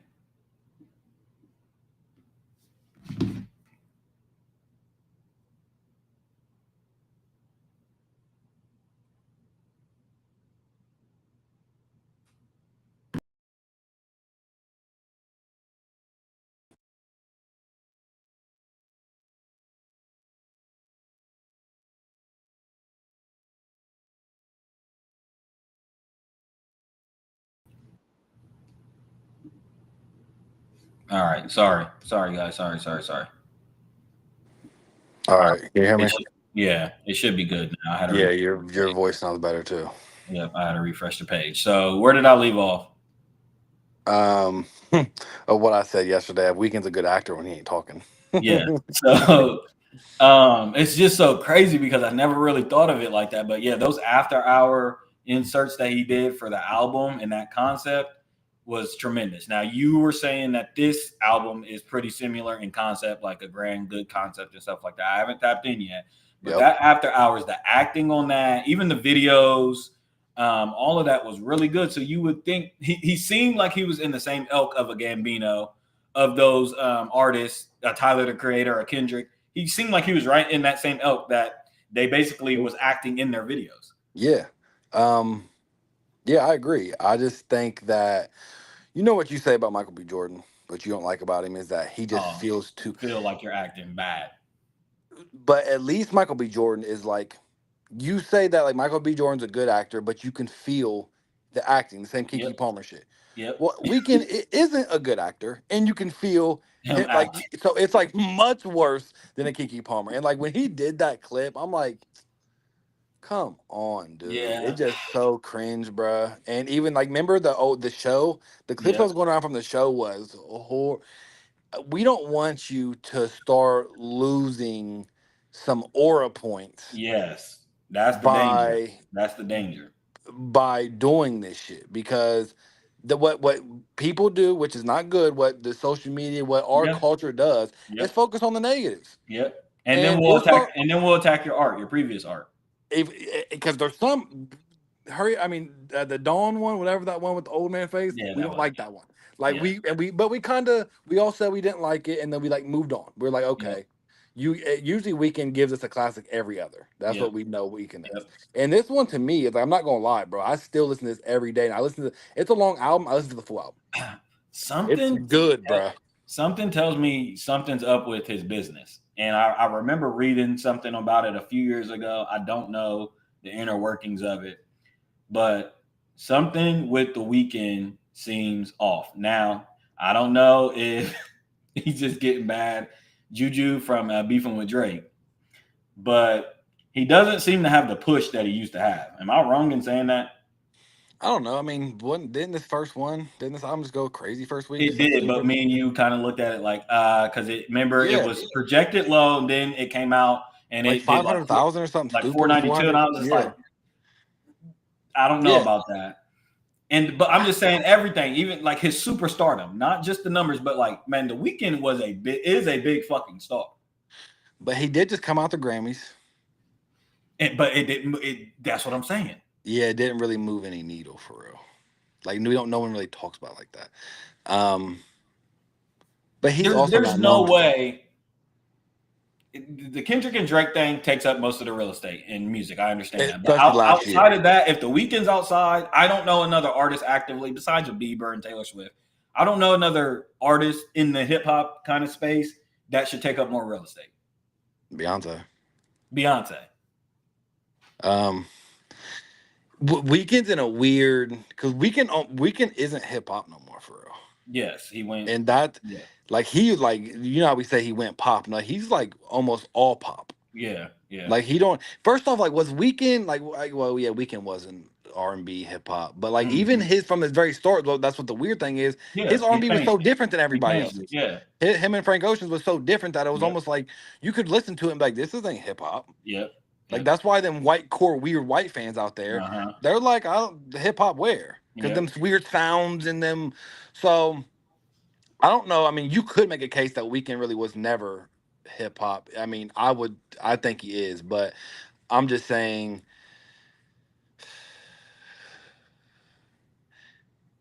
This movie right here is not going, not making a star anymore. I'll tell you that right now. And it had the chance to body it. That's the thing. He dropped a fire album. If this movie would have been perceived well, it would have been great for the Weeknd. Right. Fantastic. But he's just not a good actor, bro. And that's what it comes down to. That's really what it comes down to. Now, on the other hand, I do gotta give him credit for actually fucking doing it because my other favorite artist in Gambino dropped a fucking album that was supposed to be for a movie too, and we ain't heard shit about this damn movie. So he has to do better with his rollouts, bro. The Weeknd or Gambino? Gambino. I know what you mean because Gambino This is the second sloppy rollout in a row. Yeah, and Gambino tries to pull that Kendrick shit, but it's like you're not nowhere near as big as Kendrick, and you don't have that. And he has a team. He has a team behind him that keep it just a lot more organized when Kendrick does certain shit. Gambino's everywhere though too, so you got to keep that in mind. The simple fact that like music isn't his thing, it isn't his only thing for sure. So, but even the crossing of all his multi-mediums, it seems sloppy. Like you said, we get how you pronounce the album? Whatever. Yeah, Avista. We get that. That was last March. We get that last March. April. Oh, that was it was the re-edition of the one album. No. I'm not. Oh no, I'm talking about what's his new album called? Bando Stone. That's what I'm talking about. Yeah. We get that last spring, right? Yeah. That comes out last spring. And we're supposed to. We were, even us as fans were a little bit confused. We get that, and then I think you told us like, oh no, shit, this is coming with a film. We see the preview of the film, it's like the end of the world film and shit like that. Yeah, that's supposed to come shortly. You cannot wait 1 or 2 years. No, that ruins the project, and that potential. I mean, the movie could just be the movie. It could be good, but it definitely ruins the project. It does, because the Gambino's his most of the time. I told you the Weeknd's different because Weeknd said that he dropped technically this album isn't a soundtrack. Mr. Miss Smith remake with a Chinese woman doomed from the start. Nah, Mr. Miss like Smith's that? good. Mr. Miss Smith was good. It's different, and I once again I'm saying this because I've only seen the original Brad Pitt Angelina Jolie movie one time back in the G when I was a kid. So like I know a lot. That's one of them cult classic movies where people love that movie, and a lot of people had a problem with a Chinese woman and a black man coming, and it's just different. We're different. But if you like, if you never watched that and you watch that show, you would enjoy that show. Gambino blitzes in that show. It's a good fucking show. But what was I getting? Oh, the experience Gambino, what he told his fans was, this is the actual soundtrack, right? Weekends isn't a soundtrack. Weekends was a movie that made an album. It's different. It's a total difference. This is not a soundtrack album. Right. You know, like the Black Panther is a soundtrack. Made for that film. It's made for that movie. Weekend didn't do that. But Gambino, usually the soundtrack comes out months after, like the album comes out after the movie. Right. Gambino dropped a soundtrack before the movie because he said he wanted to create an experience in the theaters for the fans, so they can know the music before the and it'll be a unique experience. Well, dog didn't drop shit, so like, what's the deal? Or put a little bit more behind the mute, push it more. We got the fire video, Cody LeRae. Yeah, I don't know what the song's called. Yeah, it's called No One Gives or whatever that song was. It had a fire video and everything. But the marketing, it seems like with Gambino, the marketing lifespan is like real short. It's like his rollout is like a 2-3 week period, and then it like nothing more. And then he stops. And he went on tour and he body tour. Can't lie. But did he cut it short again? He cut it short. He did one of them things which I don't understand what artists do. Why you gonna make 100 fucking thing? I don't know how Kendrick. I don't know how they do that shit. Yeah. But like, stop. He bit off way more than he can chew, and then he had health issues because you're fucking doing a different. And then so he cut that short. He did like half the tour, did like 30, 40, 50 shows, whatever it was, and then said that he's all resume it. But I got to the early part of the tour. And it was one of them concerts. It was a top tier. I mean, I put that on. That was a dope. Yeah, you said there was something like a lighting thing that you had never seen. I've never seen it anywhere in clips or nothing. It was like a holographic. No, bruh. It was like these whole bunch of like, them like wind chime things, the metal wind chimes. Like you imagine like thousands of those, huge, and they would all move up and down and contort in the colors and shapes. It was crazy, bro. So they were a physical matter. It was something you could physical matter of hanging down in front of the shape, big as fuck, in front of the stage, big as fuck. And they would every song change different colors and they would move. It was some weird shit, bro, but it was dope. I wish I knew what that was, but I've never seen or heard in any form of that technology what he was doing. And he put on a great show. But yeah, Gambino, I love Gambino, I really do. But he's a great creator, one of the best of our generation, and he needs to worry. It's almost what he gives me a little bit about, like you said, it's that Kobe shit of like not chasing shit, for the principal reason. Like I don't care about scoring 18 in those last games. I'll sit out on purpose. No, that's like try. Like Gambino, it's not like Charles Gambino isn't a big name. Like if he wanted to, like people know who the fuck that is. Yep, he could have a #1 album and #1 movie. He could do what SZA did. He could do what SZA did if he wanted. If he put that market behind and went behind the push. I think that Gambino hates that.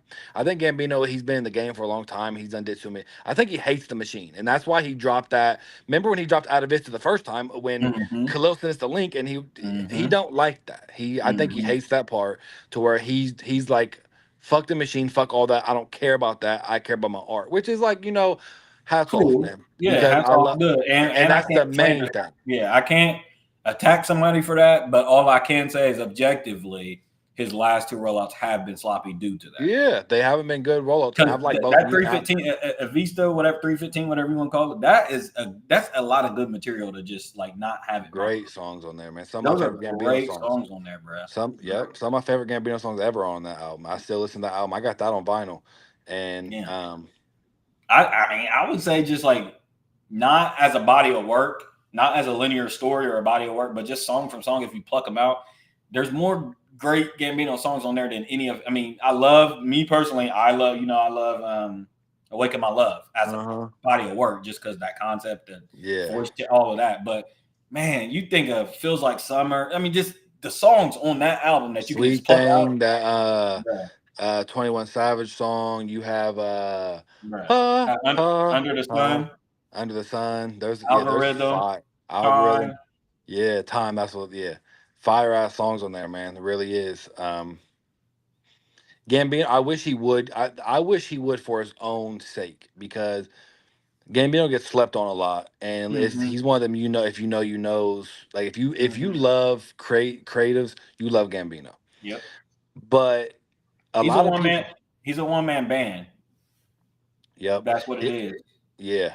And he don't care about none of that other shit. And it's like, okay, I like that too, but it's like, I wish you'd get more praise. I wish you would care about it a little bit more, so like more people would hear it, dude. Yeah. And like more people would like feel you. So more of the story is he needs to drop that fucking movie, because it's whack. It's whack if it doesn't. Like I like Bando Stone, but it's like then we're gonna look back on Bando Stone and be like, well, for what? Like, sloppy. Just it doesn't make sense. Just doesn't make sense. So you dropped the movie 3 years after. I mean, this is going to be 2 years after the soundtrack or whatever comes out. Yeah, and me and you had that argument when I first moved back home, so which is like about 3 years ago now, when I was saying I predicted that Gambino would have a film out by now. And I don't remember that. You don't remember that when we was arguing about Jordan Peele and Gambino, that on Snapchat we was arguing for hours about. I remember that. I don't remember the details of the conversation. Yeah, and I was saying that he would have a film. I was saying because Atlanta, it was the last season of Atlanta, and he was wrapping up, and I'm like, well, he's dropping a film, and I thought so, and I thought that this concept with him in this would have been dope. And I remember telling you that the one thing I didn't like about Gambino was him acting in it, because as much as I love him as an actor, he needs to judge him step as a away. He needs to step away. But now it's looking like we're not getting shit, bro. So, and that's what's annoying. It looking like I haven't heard nothing. I got Reddit Gambino pages. I haven't heard people on Reddit are not happy with Gambino. Right. They're all like, and that's kind of crazy. It's kind of crazy. And that stems from, and I'm not, again, who are we to judge, right? We both do. You got, platforms, and I got platforms and stuff, so I understand. But when you get to a certain, it just seems to me like Gambino's a one-man band in the sense of, like, even a Kendrick needs a day free. He might not need TDE no more, but he needs a day free. Yeah, for sure. You know what I'm saying? Like, how much stuff Dave Free is really responsible for, that God, direction and stuff that Kendrick there'll be a documentary about Dave Free out. For sure. Yeah. He's the genius, and Kendrick's just a performer. Yeah. And everybody needs, even Mike had a Quincy, you need somebody to be handling. Yeah, you need somebody, Gambino, you can have the ideas and you can give it to somebody. But I understand that it's hard to trust somebody with your vision. That's the hard part, right? Yeah, you have to be Dave Free and Kendrick relationship, best friends. Yeah, you got to be like that, and it's then there's a reason why there's not a lot of those. Relationships. Yeah, because it's exactly what you just said. You have to trust someone fully with your vision. Yeah, and not only that, but you have to sometimes put some of your vision apart. I mean, and take these guys' advice and alter your vision. Yeah, and when you're the creator, if you're Kendrick Lamar and Dave Free's telling you something, you're like, dog, I'm like, no, this is what I've seen in my head, and these are my songs, and I'm the GOAT. Yeah, but you have to be, humble and trusting enough to understand that, like, nah, like, okay. Let me sit. Like it's very hard, because when you're on that level, you imagine how your ego is at that level. Yeah, you've already did it. You sold #1 record. You've done all that. We've seen Kanye lose his vision due to what you're saying. Yeah, perfect example. Yep. Perfect example. So I just hope that in any way Gambino keeps producing art, which I think he will. He's one of them guys that no matter what. But And I know we say that, but then we get Andre 3000, and it's like, yeah, we say that, and I guess from an unselfish standpoint, I do want people like that, those real artists to just create art because I know that it really fuels them. But selfishly, I'm like, nah, I want you to create the art that we at least can consume Andre properly. 3000's a little different because he was already and here, like Gambino's not a music legend. Right. I'm. It's weird though. It's really weird because hip hop don't really claim Gambino how they really because a lot No, of black no, people don't like no. Gambino. He's You either he have to was, make one of them nerdy and he's music right up guys, the Andre alley. exactly, and because the whole white woman thing, and he Uh-huh. said shit, and Alternative rap. he's just a weird. He's one of them Yeah. black white guys who grew Mm-hmm. up in white frat, like what I mean, that white Mm-hmm. rap. That yeah. Mm-hmm. So he's a weird guy, bro. But then he's also gave us like Atlanta, which is like Which is crazy. That hip that hop that's the culture to its spectrum. fucking T, man. Like, I Mm-hmm. mean, Mm-hmm. one of the most important shows that we've Mm-hmm. seen of our generation. Mm-hmm. So it's weird where he puts himself, and then he's gave us fucking funkadelic as fuck, Right. and he Right. so which is straight black music, Yep. and But what were he's you just a about to say weird. about what were you about to say about Andre? He's weird because Andre went away, and Andre was solidified as who don't love Andre He was the 3000. first unicorn. He was the first, and like he put out like 5 albums. He has fucking damn near 5, 6 classics. He has classics of classics. He was a hood dude Well, I from guess Lauren Atlanta, Hill was the first unicorn, and then it was Andre. When they right? went away, it was But just the like, where the hood fuck? loves Andre still to Yeah. this day. The hood Yeah. loves Andre. Yes. The hood don't really. I mean, the hood don't really love Gambino. Right. You They go they have, yeah, and it's a different time too. They just haven't even been exposed to him. right. And if they have, it's like Redbone. They know Yeah. Redbone, and Yeah. they're like this. I mean, which is dope ass song, but they're like, this is hood rap. Like they're not. Yeah. It's just different. You know what I mean? Pudgy don't like Gambino. Right. Don't I mean he would if he was like you said, we showed him all his work and everything. But a lot of people probably don't even know Atlanta is Yeah. Gambino. Yeah. A That'd lot be of that. people don't Oh, know he Donald did Glover. that. Oh, he did that. He's Donald Glover. Yeah. Like, you know what I mean? It's two Yeah. fucking names, and he's known for two different things. So Gambino's really one of them weird people, one of our weird celebrities, one of our weird creators of this generation. That it's really hard to put him in any like. It's Box weird because at he has all. like, and even like because the internet. It's like one of the most. I Cult don't classic. necessarily love that album. It's probably it's a big cult classic. It's a It's a big big cult classic, and people say it big changed. People point for to that. that album for a lot of Yeah. reasons. Yeah. And I'm not even saying I do, but a lot of people do. And I'm just saying he has that, and then he has Awaken My Love. "Awaken My Love," Then and Atlanta. then he has the singles, the Yep. 3005s, and all Yep. those Yep. songs. And you know what I Yep. mean. And then you have Atlanta on top of that. It's like, well, fuck, that's a good fucking resume, like all around. Yep. It's just Got a he's not. He classic, needs it. iconic classic music video. This is Bro, America. this is literally one of the best music videos that we've seen. Exactly. He is like he's one of them guys who even feels like Summer, but that's not like iconic. That's just dope as fuck to Yeah, us. dope But as like you said, this is America. I forgot one of the best music videos we've seen the last Mood 20, shook 15 culture. Shook Shook culture culture, Grammys in and real shit. Shook, life. In real exactly in life. real life. He has Atlanta, one of the best shows we've seen, and then Yeah. he has. I'm not gonna say. Let's just say because the internet shook the music, whatever it did. I'm just saying but he's never really did it twice Right. in the same feel. Like he needs to come back with another show.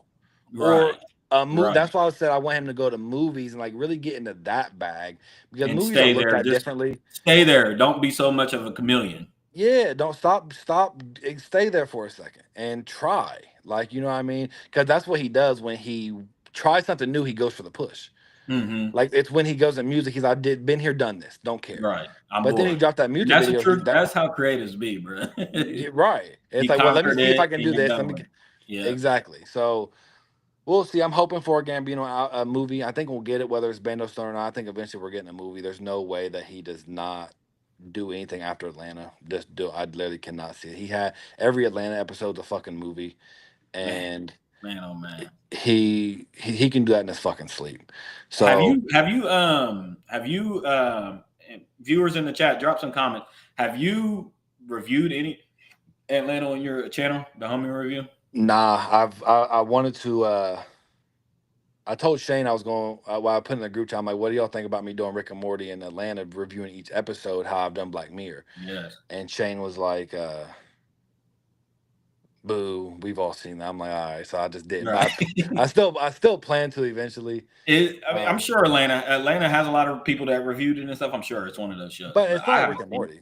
I was about to say, 'cause I've never seen it either. Right? I Rick haven't and seen Morty it. is like, we've seen a million Rick and Morty breakdown. We've seen a million. Oh, I used to watch them Atlanta- after every episode. Exactly. Was it the 10 videos after that? Watch And right before we Mojo. get off, let's segue, because that's a perfect segue.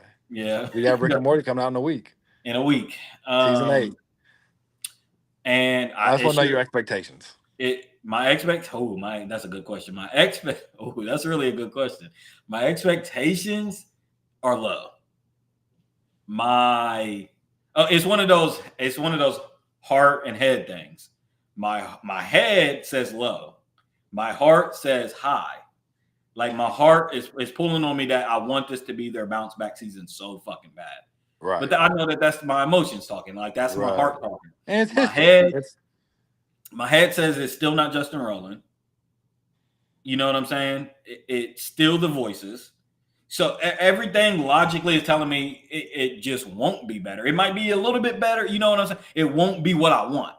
What we've talked about before, and we just haven't done it on wax, is last season there's great episodes sprinkled through last season. But they used all their trump cards. They used all of it. All three of them. Hold on, don't lose your thought. Zach wants you to answer this. Because I'm not familiar. Gambino was Lando in the Han Solo Star Wars movie. Oh, you don't watch that either. There's talk about him reprising that character in a movie. I have seen that. I haven't seen any of the Star Wars, Zach. But I would watch it simply because I'm a Donald Glover fan like that. Like he would make me go watch that. And that would be dope. Like that's a perfect example, Zach. Though, like he's one of them weird guys to where like he's doing Star Wars. Like, you know what I mean? Like he's doing Star Wars and shit. So that's just what he does. But yeah, I think the storylines in Rick and Morty. I think Rick and Morty's done, so we know it. So I really believe, bro. Just going off of last season of them trying to hit them home runs, and they was good. Like when we watched them, first off, them starting the episode Poopy Butthole. Them starting that season like that was just why would you start the season like that? And I know people have told me out there, no, it's actually a good episode. I've watched, usually that happens to me a lot with Rick and Morty. I watch it 3 times and I'm like, oh, because it is one of those. And I know it's the cliche thing to say. So when something becomes cliche, people don't say it because it's cliche. But no, Rick and Morty is one of those shows where you really do got to watch 2 or 3 times. You got to chew on Rick and Morty sometimes, yeah. Yeah. But I've watched that episode 3 times where I get the movie references because that's another thing with Rick and Morty. They're always doing their movie reference. Yeah. And then they made me go back and watch the movie so I can appreciate the episode. Nah, I don't like it. Yeah, I don't. That's definitely one of their worst episodes, and not a good way to start the season, bro. They're just highs. They had some highs, but it's because they try to hit their home runs. Yeah. And even after their highs, you know, we'd watch the episode and be like, damn, that was fire. But then it was kind of like, so now what, though? Now what? And it had you feeling like, so, I don't know, bro. I have too many loose ends too soon, bro. They had these, they're going into season 8 or 9? Yeah, 8. So for 7 seasons, y'all built this. And then y'all come to conclusion with all 3 of them. And and these are big, mysterious narratives that Best Mom, Evil Morty, Rick, Evil Rick, like, and you tied them all up. So like now it's almost like this new season is we can cut all of these 7 seasons off and put that in their own era. And now it's like they're building a new era. And they've said that. So that's where my hope lies, is that they said that this was an intentional. They've said something, I don't got the exact quote, but that that season was an intentional thing and they're going in a certain direction. So that gives me a little bit of hope, but it also scares me. Huh? But do you trust Nasty Dan? That's what I'm saying. And I trust him, but I understand Rick and Morty does a unique thing that means you find out, like, they bring in writers, they do writing. They bring in different writers for each episode. Yep. So it's like, do I trust that this new direction that you guys are going in with different writers every episode is going to really hit the nail house. The previous, let me say, just 5 seasons, the first 5 seasons. Do I think that they're going to be able to hit the head on the nail again like that? I don't know. Especially when you tie up all your narratives. Even with Justin Roiland, it'd be tough because those seasons are so good. They're so good. Like it's and one Zach, of those things. Zach says here that Rick and Morty has been on 7 seasons. Most shows lose their magic after 5 seasons. So I agree. by numbers, it's just going to be hard to do. I agree because all them dope there's only so many dope concepts. You know what I mean? Like, and they went through so many dope ass concepts that we love, and it's one of the things where you strike magic. You know, it's hard to strike magic 2, 3, 4, 5 times. And Rick and Morty's done it, man. They're one of them shows. Season 1 through 5 is like damn near flaw. Like you can pick point, but like damn near flawless. Where every episode's like fuck. Like if you like it for what you like it for. And I'm gonna top in obviously, but they got to start strong, right? They got to start strong, right? This got to be one of their best episodes of the season, or even of the whole. They got to start strong. They got to start extremely strong. Because if they don't, then because there's people like you, especially, and me, who's like, I don't know a bigger Rick and Morty fan than you, and like you are already going into it with like. Shaky. So like if the first 2 episodes are lackluster, you're going back, bro, fuck this. Like you're gonna watch it, but like maybe later. You could lose me. Exactly. And you're gonna be irritated as fuck. And like that's the thing. If I see this and I'm watching episode 1 and it's whack, and it's already the voices drive me crazy. But we'll get past that. We'll try to get past that. But I'm just saying, you give me a good episode. If they're lackluster, and then I'm focusing on the voice. Exactly. And then I'm focusing on Justin Roiland, and I'm focusing on what's missing. We're focused on what's missing, and we'll be calling for Justin Roiland back. Big time. Big time.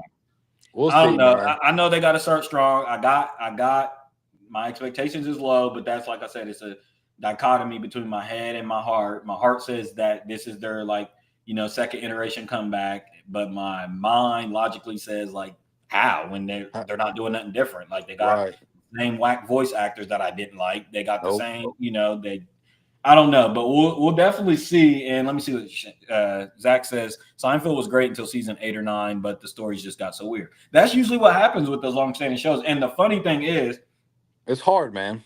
It's definitely hard. But me and Hunter is living out in a way. We didn't want it to go this direction, but we mentioned back in 2021, maybe 2019. We said Rick and Morty was on a hiatus, and we said, man, we would take. B shows if y'all give us 10 seasons. Because they would go on 5-year fucking breaks, 3-year breaks. And that was extreme, dog. 3-4 year breaks between seasons. I'm like, dude, what is taking so long? And it's animation, like, come on. And so we did say, hey, we'll take a little less quality for a little bit more quantity. Yeah. And so far they've been giving us a season every year since then. Past 2-3 years, And there's highlights. Like I don't want to make it seem like it's just shit Rick and Morty because it's really not. But it's really not. And I guess there has been cohesion, but not the same. I don't know. Yeah, it's a weird feeling in them first few episodes, first few seasons. But like Zach said, man, and it's hard to create that. Even if I Beat My Wife was there. It's really hard to do. It's hard to keep the same show and same characters and still love us. But the thing, what they was doing so good, us keeping them storylines, they had us they had us. Their character development was great. We were so invested, bro. We were so invested that we wanted every little time they gave us a clue. We're like, oh shit, like and then they just like wrapped it all up in a episode in a couple what? And they were good episodes, but like they was good episodes, but it's really my time.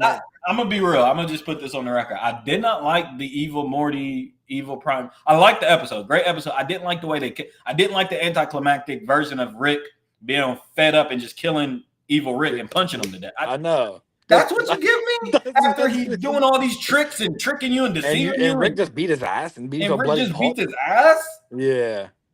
That's kind of sloppy to me. I'm sorry. Yeah. It's It's like he sloppy. finally finds him, and then Rick just whoops him to a bloody pulp. And the Rick that's been causing you all this hell couldn't get away, couldn't do.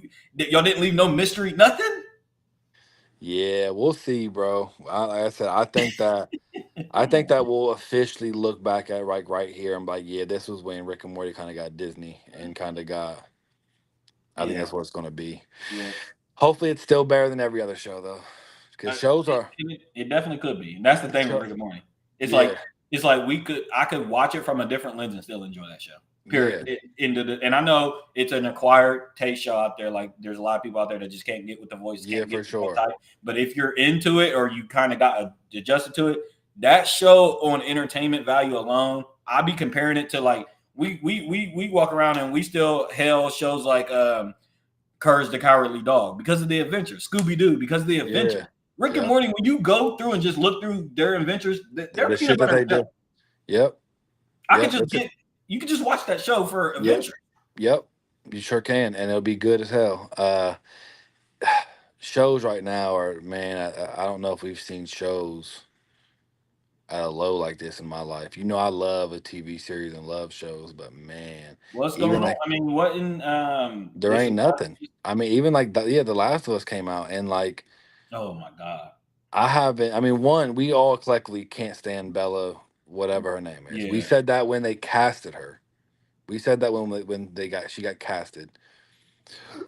But man, there's no show that like has me.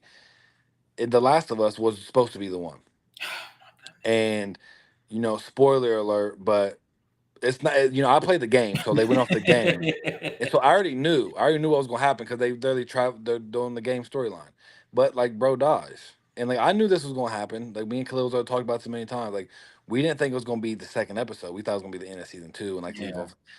But since that episode, this show has lost all aura.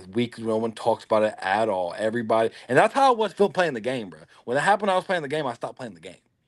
Like I just don't see any show. Like I can't point at any show right now that like none has the culture. Even like when Power was doing it, like you don't like Power, but at least it was like people were talking. Oh, I knew it was coming on. You know what's coming on. Like there's no show that has the culture. There's no like great show that doesn't have the culture, but like it's just great. There's just none of that, bro. And I'm glad that I'm about to actually make a TikTok because I live right by the movie theater, and I see visually the movies are coming back. Movie theaters Yep. is coming back. I'll be driving by on a Tuesday and be like, damn, okay, and the movie theater be packed. Right. On a Tuesday or Wednesday, I'm like, okay, I Right. like this, man. I really do. But TV shows, nah. Not the same. No, movies are movies on the comeback a little bit. TV shows at an all-time low in my life. I would say so. And this is a perfect segue. But two things. As far as the show goes, I'll be interested into looking at some of the business behind The Last of Us because I feel like it was marketed pretty good to start. I feel like they had a good budget. They had a good budget, good care, all of that. I don't think they're getting a return. I mean, they might, but not really because, like you said, it's one of those shows where it was supposed to be great. You could just feel that it was supposed to be great. It's supposed to be like, it's going to be cardinal to say. It's going to be kind of, but it was supposed to be like Max's version of The Walking. This was supposed to be 8 seasons. This is supposed to be. Yeah. You can feel it. Yep. And the casting is just the casting. Yep. I mean, not just the casting because I like the dude. I don't know his name, but that girl is so. It's an eyesore. It's an eyesore, and it's one of those sad things where, like, as a show that it's so fickle, being able to get people's attention. It's like one thing like that, like you said, it loses all aura. And once a show loses aura, and it's not cool within people's eyes, no one cares. It could be y'all can have a good rest of the season. Yep. No one's gonna care no more. We're not watching no more. Yeah, and that's the fucked up part about our generation of our streaming networks and everything so accessible to us. But that's just the world we live in, and yeah, I'm hoping for. I don't even know. I can't think of any show. I will say shout out to Black Mirror, bruh, because I watched 3 episodes of Last of Us, but each episode is like a fucking movie, too long. Yeah, Zach don't like long movies, and then here's what Shane said: "Who's in the casting?" It's that it's the the ugly girl we girl. said all the time. The ugly girl. She's like, never mind, I ain't gonna say that. Pedro Pascal's great, but the rest is free. Pedro Pascal is good. Shout out to Black Mirror. Before I get off, man, Black Mirror just dropped a season and had some of their best episodes ever, dog. That Issa Rae episode was, bruh, Hmm. so good. I was so glad So that they're having a little comeback. they're having to come back. That Issa Rae will be an Emmy winner. It Hmm. was so good, bruh.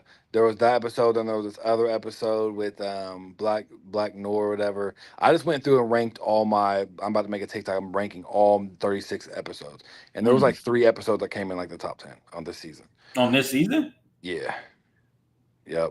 No, I wanted you to say. Oh, I don't know. Her name's like Bella something. Bella Ramsey, maybe. She's horrible. Yeah, she's But horrible. She's a known meme now. She's like yeah, she's like they be, they be fucking her up. but bad. but yeah, shout out to Black Mirror. It's so crazy. You would think that me specifically, you would think that me, Yeah, I we would fuck be with the Black biggest Mirror. Black Mirror fan. That's Yeah. right up my alley. And It for some really reason, is. I just it's never been There's back. You showed me 2 episodes. Khalil showed me an episode, and all 3 of the Christmas episodes, they've all been great. Yeah, I don't got Netflix. That's what it is. and they're short. They're short movies. I like that. I'm into that. That's why I like it, man. I'm I into a don't- man, 53-minute episode. Yeah, and it's like a movie because it's jam packed, and the technology they be using be like fuck. But yeah, man, that Issa Rae shit. Really great. You Did have she to- body it? She bodied it. I saw some people saying they didn't like it because of Issa Rae. I'm like, they were saying basically just to give a quick little description of the episode. It's they're always dealing with like future technology and shit. Mhm. And basically, it'd be like if today we took like an old movie from the 60s or 50s or 40s, or taking one of them old classic movies, and they basically built, basically put to where like a current actor could go to replace an actor in that movie and get simulated into that thing, that world, right? Yeah. Then all them simulations though, they don't understand that they're not real people. They Right. think that they're real people. Right. So what happens is Issa Rae's like the current actor. She gets casted for this old 40s movie that she loves. She gets like, puts one of them things on, goes to sleep, and her mind's in the thing. And they're supposed to like have their lines and, just replace an actor and just do like a re-version of it. Anyway, Issa gets end up trapped in the simulation, and time in the simulation goes. Is that where they were doing that marketing thing where she was putting it on and going back like that? On No, Twitter? that wasn't even part of the episode. That was just Oh. part of like the Black Mirror marketing shit. Oh, okay. But she gets trapped in the simulation, and time goes by. Every second on the outworld is like a day in the simulation. So Issa ends up like falling in love with like the character, like in real life, because she's in there for like years, and they end up pulling her out, and just the acting, just the everything about it is just good, and the concept's crazy because like What episode is this of the season? it's called No, you don't gotta give me the name. Like, is it episode 6? Is it? I need to know. Do you 4 gotta or watch? 5? Do you gotta watch the whole season? Can I watch it out of order? No, that's the thing about Black Mirror is you can pick every episode's different. There's only one episode. Matter of fact, they just did a part 2 for the first time.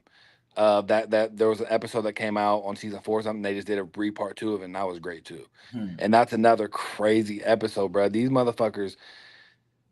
The way they, because the technology, what I believe in shit, just like that's just gonna be accessible at one point. Yeah, and they make it so believable. And they make it so believable. Like, how's that not already here? Yeah, Man, or this could be happening. this could be happening, bro. But yeah, that good ass Black Mirror episodes. Well, And shout out to shout Black out to- Mirror for being the show to still hold some shit up culturally and have some meaning for anybody. Yeah. But other than that, Before we get off here, because hey guys, I'm gonna have to do another stream or part 2 to this stream because this is a great stream. Thanks Zach, thanks everybody for tuning in. But I did want to touch on some other stuff, but I'm actually about to link with Hunter, and we're supposed to be meeting up like right now. But before you get off here, give me something on Final Destination. Looney Tunes. I'm not, bro. I cannot go see that. Are you believing bro, everybody, No. Lori and your aunt, everybody wants to say it's all good. Like I seen somebody else shared it, said 10 out of 10. Like, what is going on? What is going on? I don't know. I'm such a victim of this shit because I like hearing feet on the ground people telling me it's good. Yeah, I do too. I have seen good reviews, and Rotten Tomatoes is like a 95% or something bizarre. Which is making me mad because it's like y'all about to force me to have to go watch this movie. I think more of, so I'm gonna wait a little bit. I think what it possibly could be is Final Destination is one of those movies and franchises that, you know, Bought and paid for. no, not even, but like you saying the first one and two was, we all remember Final Destination 1 and 2. Yes. We all like, they're like Then culturally. it was a known. It was one of those cash grabs. It was a known cash grab for a long time. It was like Saul. Yep. And it's just keep making them, and we were all like, okay, we don't care no more. But like the original premise of Final Destination, dope as fuck. Dope as fuck. Dope. And I don't think there's been a Final Destination in a while. Yeah, not Like I know in there's a like, long time. Not that's been promoted. Let's just say that. You're the Final Destination. No, you're right. Zach, not a chance. I'm not sold. I'm not sold. Yeah. I'm not I've seen the one preview. It looked absolutely horrible. I think I want to say that like people don't know good movies no more, but we just saw like an organic thing with Sinners, we did. And we just saw that just a month ago, and you know, Sinners was dope as fuck. So I don't want to say that. But I don't know. That's why I'm conflicted. I don't know. Granted, Sinners push was like really way more than this. I've only seen a few people with this Final Destination shit. But the preview, me and you just went solid when we saw that preview. Yeah, and when we were seeing Sinners. And I'm like, come but on. How are people? This is one of those movies, bro. I'm telling you, this is one of those. Unless they literally bought and paid for these reviews, this is one of those movies that you know, like when you check Rotten Tomatoes and they're usually like 30%. It's 30%. Yeah. And then you're hearing, I type it in on Twitter or somewhere, and I'm hearing people clowning. But that's not the case. Like you said, if I go and watch this movie, I'm gonna tell the truth. If I get drunk out and watch this movie, because I don't feel like it, and I don't like that gore shit anyway. I don't. And I don't like unrealistic. But it's possible it has a good, like you said, it's possible if they did it justice, it could be good. It could. Because we was in the theater. And the trailer ended up being whack because it got to. You remember the first couple of minutes of the trailer? We looked at each other and I said, "What is this?" And then because it has something to do with like the grandma, and they was in a skyscraper. And at first I was like, "Okay, what is this? Is this Mission Impossible? Like, what is this?" And then it started to make sense when we seen the stupid deaths. Yeah. I'm like, oh, okay. But I don't know. Maybe the premise, maybe the storyline is good. Maybe the whole bloodline. You know, me and you, we've been talking about sins of the father for a long time. Maybe it's good. I don't know. Yeah, I don't know, man. Like, I guess I would go see it. I guess, like, I really wouldn't be happy, but I guess. Hey, y'all, we're about to go watch Final Destination. We all about to go watch Final Destination. I'm about to pull up on the Hummer review in an hour or two, and we about to fucking watch Final Destination. We'll be back with a review soon. Yeah, it's possible. It's possible. We'll see. Well, that concludes this episode. I'm 2 hours in. I'm gonna have to come back probably tomorrow because I did want to, like I said, talk, and I'll invite whoever wants to be on. I wanted to talk. God, we got to get to this. What do y'all call that? A C tier rap beef going on.